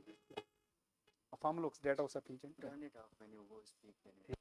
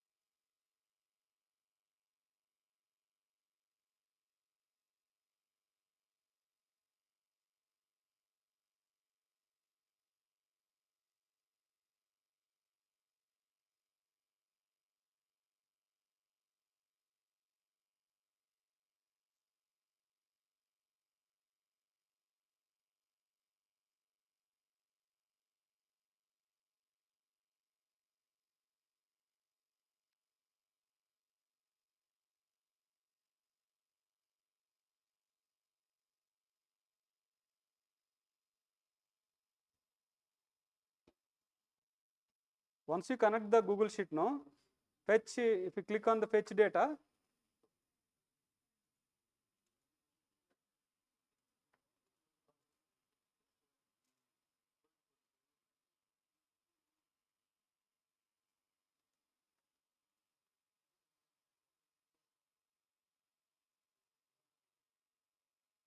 click on the fetch data, no, it automatically gets the responses is already there on the Google Sheet. That indicates that the node is successful.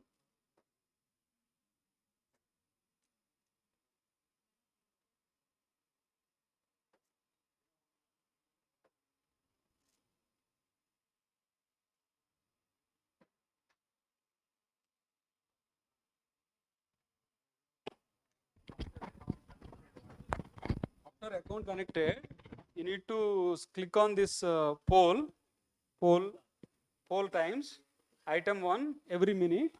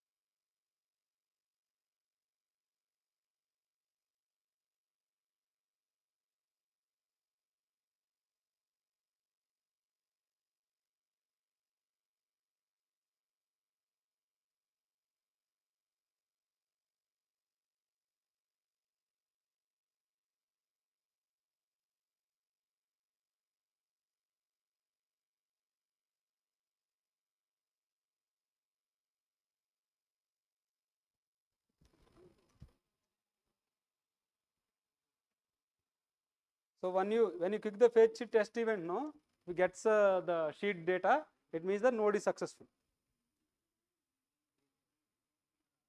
Now click this plus symbol.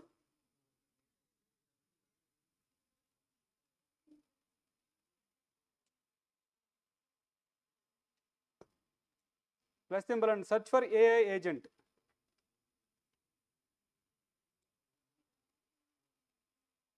Click this plus symbol and search for AI agent and insert it.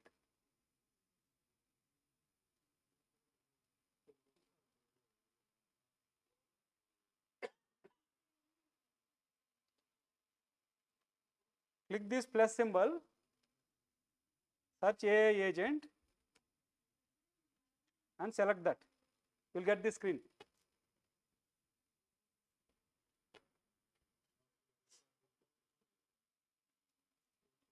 All of you got this?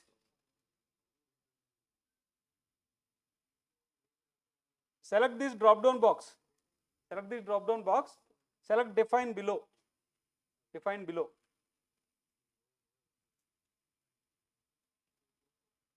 We are defining the prompt. Okay.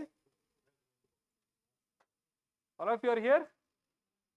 Now write, summarize the following student feedback of the course colon,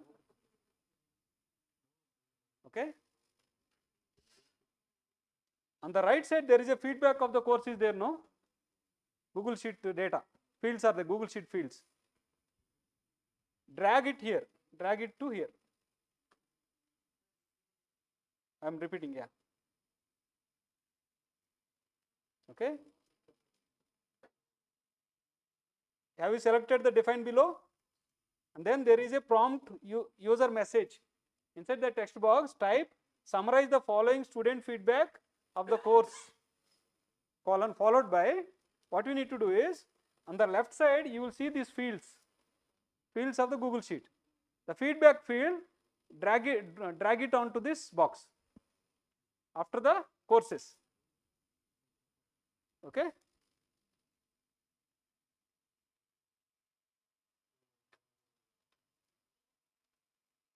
That's it.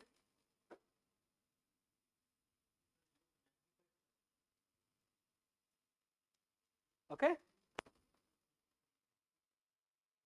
I drag this feedback box here, so we can even see the messages.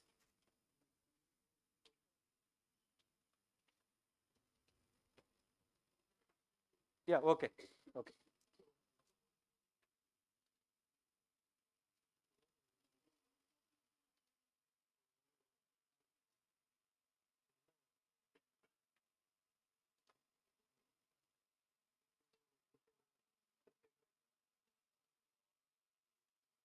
So click this plus symbol, search AI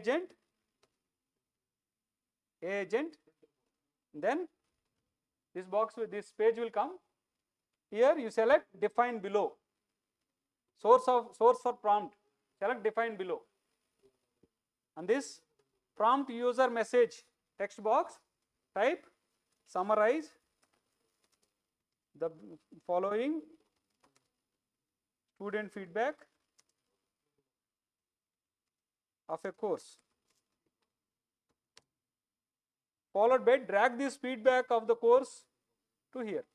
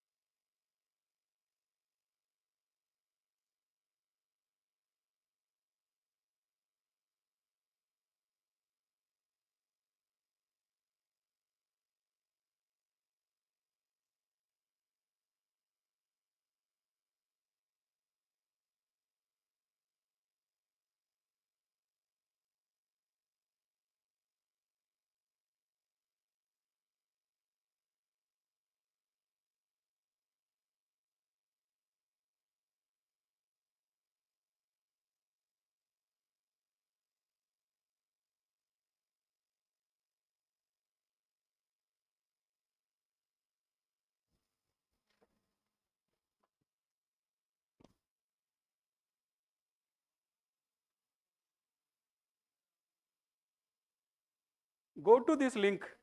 Go to this website openrouter.ai.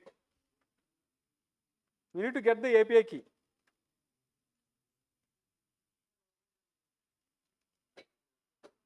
Open router.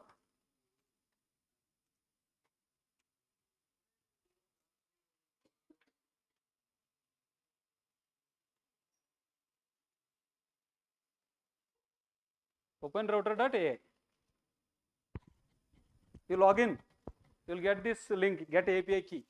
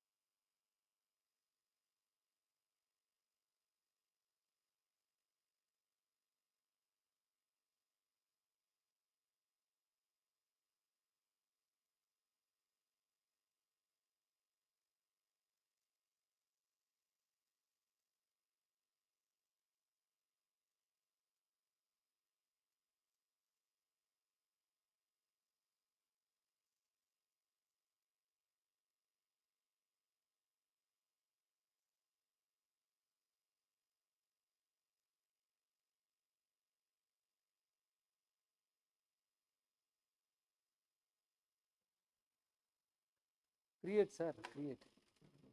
Okay, give a name. Any name. Okay, done, create. Okay, this is your key. Copy it. Okay. Done. That we need for here workflow. Okay. Okay, click here, sir, now. Yeah, keep that with you. Copy this, na? Copy this key. Copy this, copy. That key we need to for the next step. Copy the key, copy the key. Create, sir.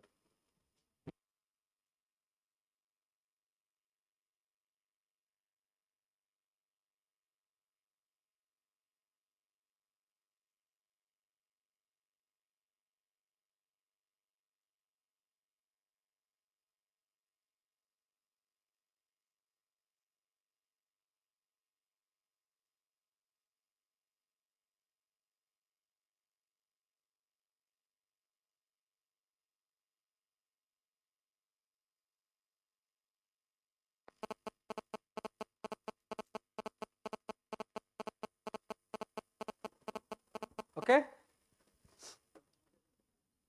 Copied this key. Now come to your workflow. Click this plus button, chart model plus button. Okay. Then search for open router. Open router chart model. Click it. This box will come. I am repeating again.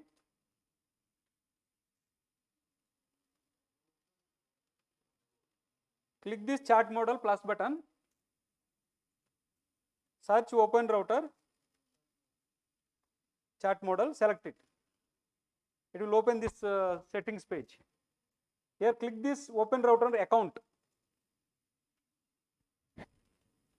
Whatever the key copied now, give it here, paste it here. Paste the key there. And then try, retry. You should see selection tested successfully. Connection tested successfully.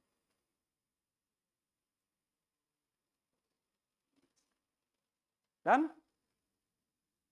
Deepak ఒకసారే కాదు మీరు ఇటు రండి. Done?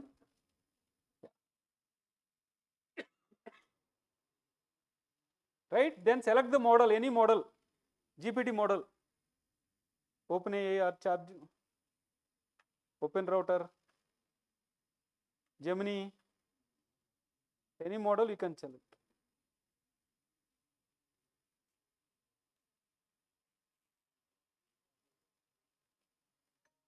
OpenAI 4 mini, okay. Then click on the add options.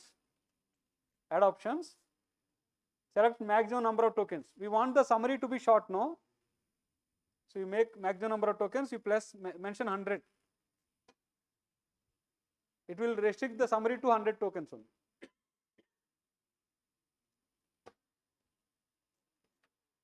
Right? And then close it.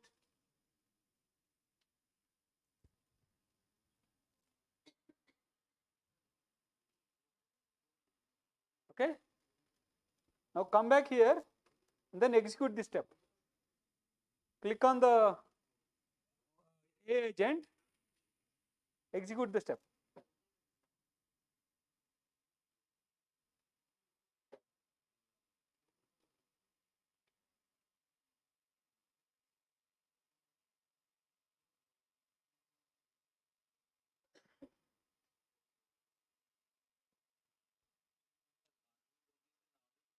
Huh?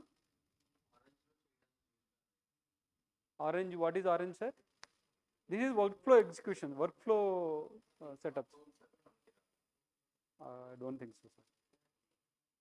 This is actually automation tool, process automation. Output వచ్చింది కదా? Okay, right. It means that what you are doing, you are set up an agent and then you set up a chat model. Whether you want to use OpenAI chat model or ChatGPT or Gemini, you are setting that. With this we concluded. Next step is to send a Gmail mail. Are you ready for the next step?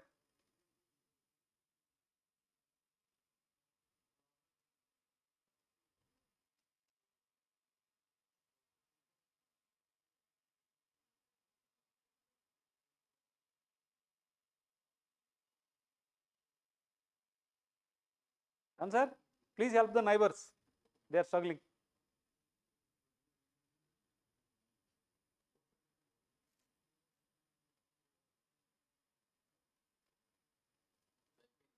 Yeah. Can we go to the next step? No? Okay. We'll pause for 5 minutes.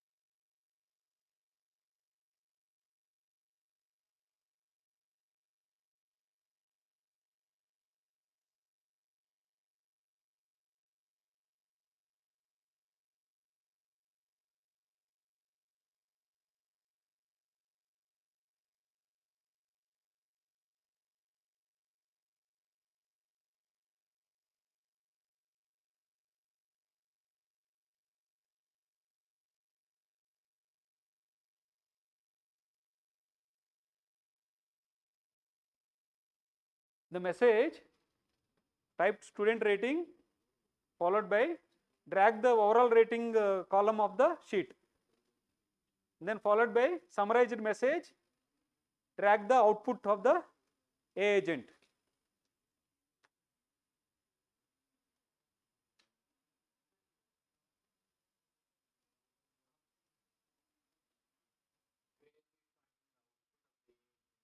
A agent column, A agent, left side A agent.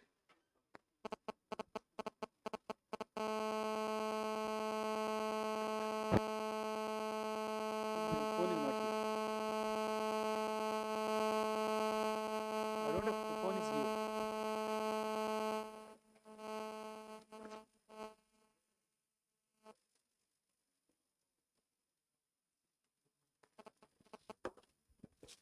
Yeah. All right. Now you execute, you will see receive the mail. Yeah. Execute. Yeah. Which options? Message. Nothing is needed. Just execute this step. You should receive an emails. For each response, you will receive an email. Once you do this, na madam, message student rating followed by drag this overall rating of the course here, and then summarize it feedback, drag this output here, done.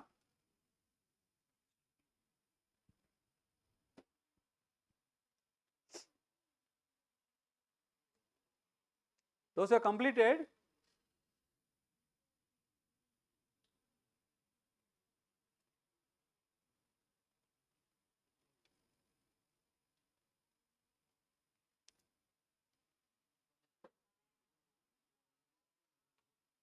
Done. Messages. See here student rating, you have to drag this overall rating field. Summarized feedback, you have to drag A agent output.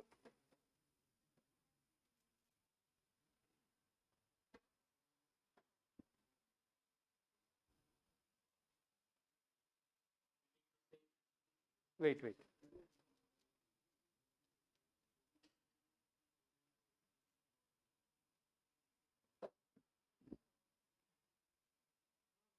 Done, sir?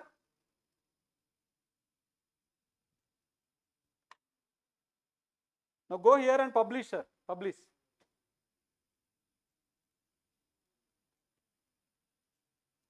Click on publish.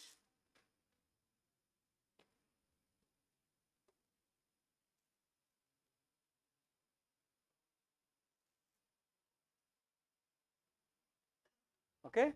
The workflow is published. Now what you do is you just fill one Google form response. It will automatically receive an email.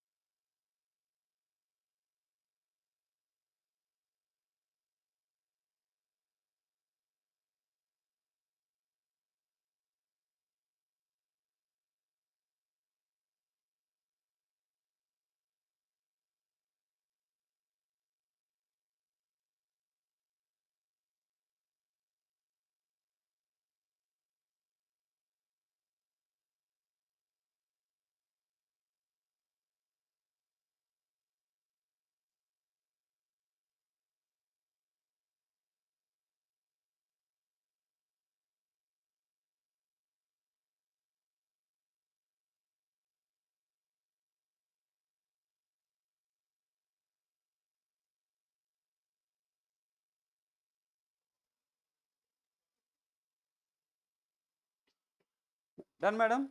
Good.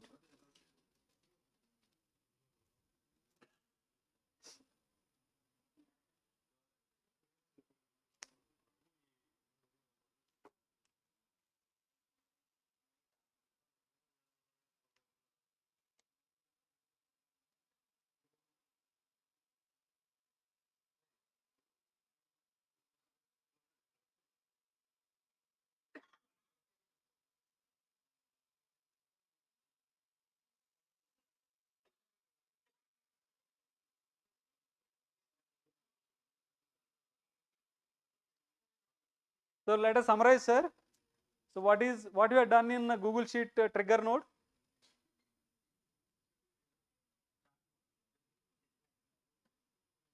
We connected the Google Sheet. Actually, we connected Gmail, our Gmail account, where our Google Sheet is there, and then we selected a Google Sheet and then page. Okay, so that it get access to that. And then also trigger method. What method we have selected? On row added. It means that whenever row is added, new row is added, this node will get triggered. Once this node trigger, it automatically takes forward the message. What is the role of this node, the A agent? So basically we are doing it to summarize the feedback. Okay, feedback may be 2 pages, 3 pages, we don't know, and maybe short also. It can summarize it and properly make it, and then what will be what is the role of this open router chat model? API. We are giving the message and it is giving us summarized message. That will be output here. What is the role of Gmail? So to send the message, the summarized message you are sending to the one email ID. Okay. Then here if you remember, we have put API key. What is the role of API key? Authentication. Who is accessing the ChatGPT model? So it is actually it is trying to access through your login. That API key will help like that.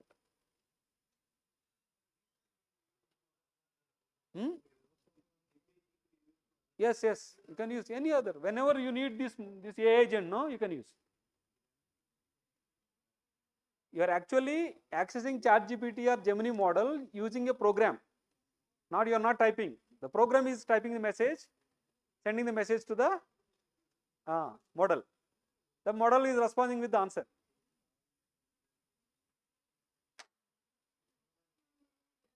Yes.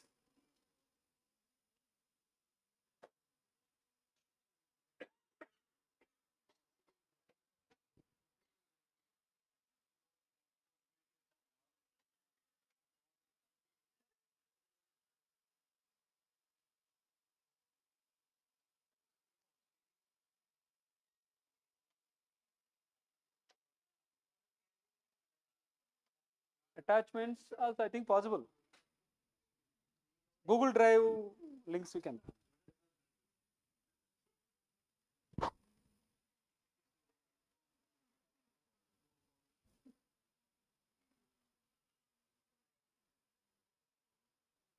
Many occasions when you travel, book tickets, you will give automated responses. No, all those responses are generated like this one.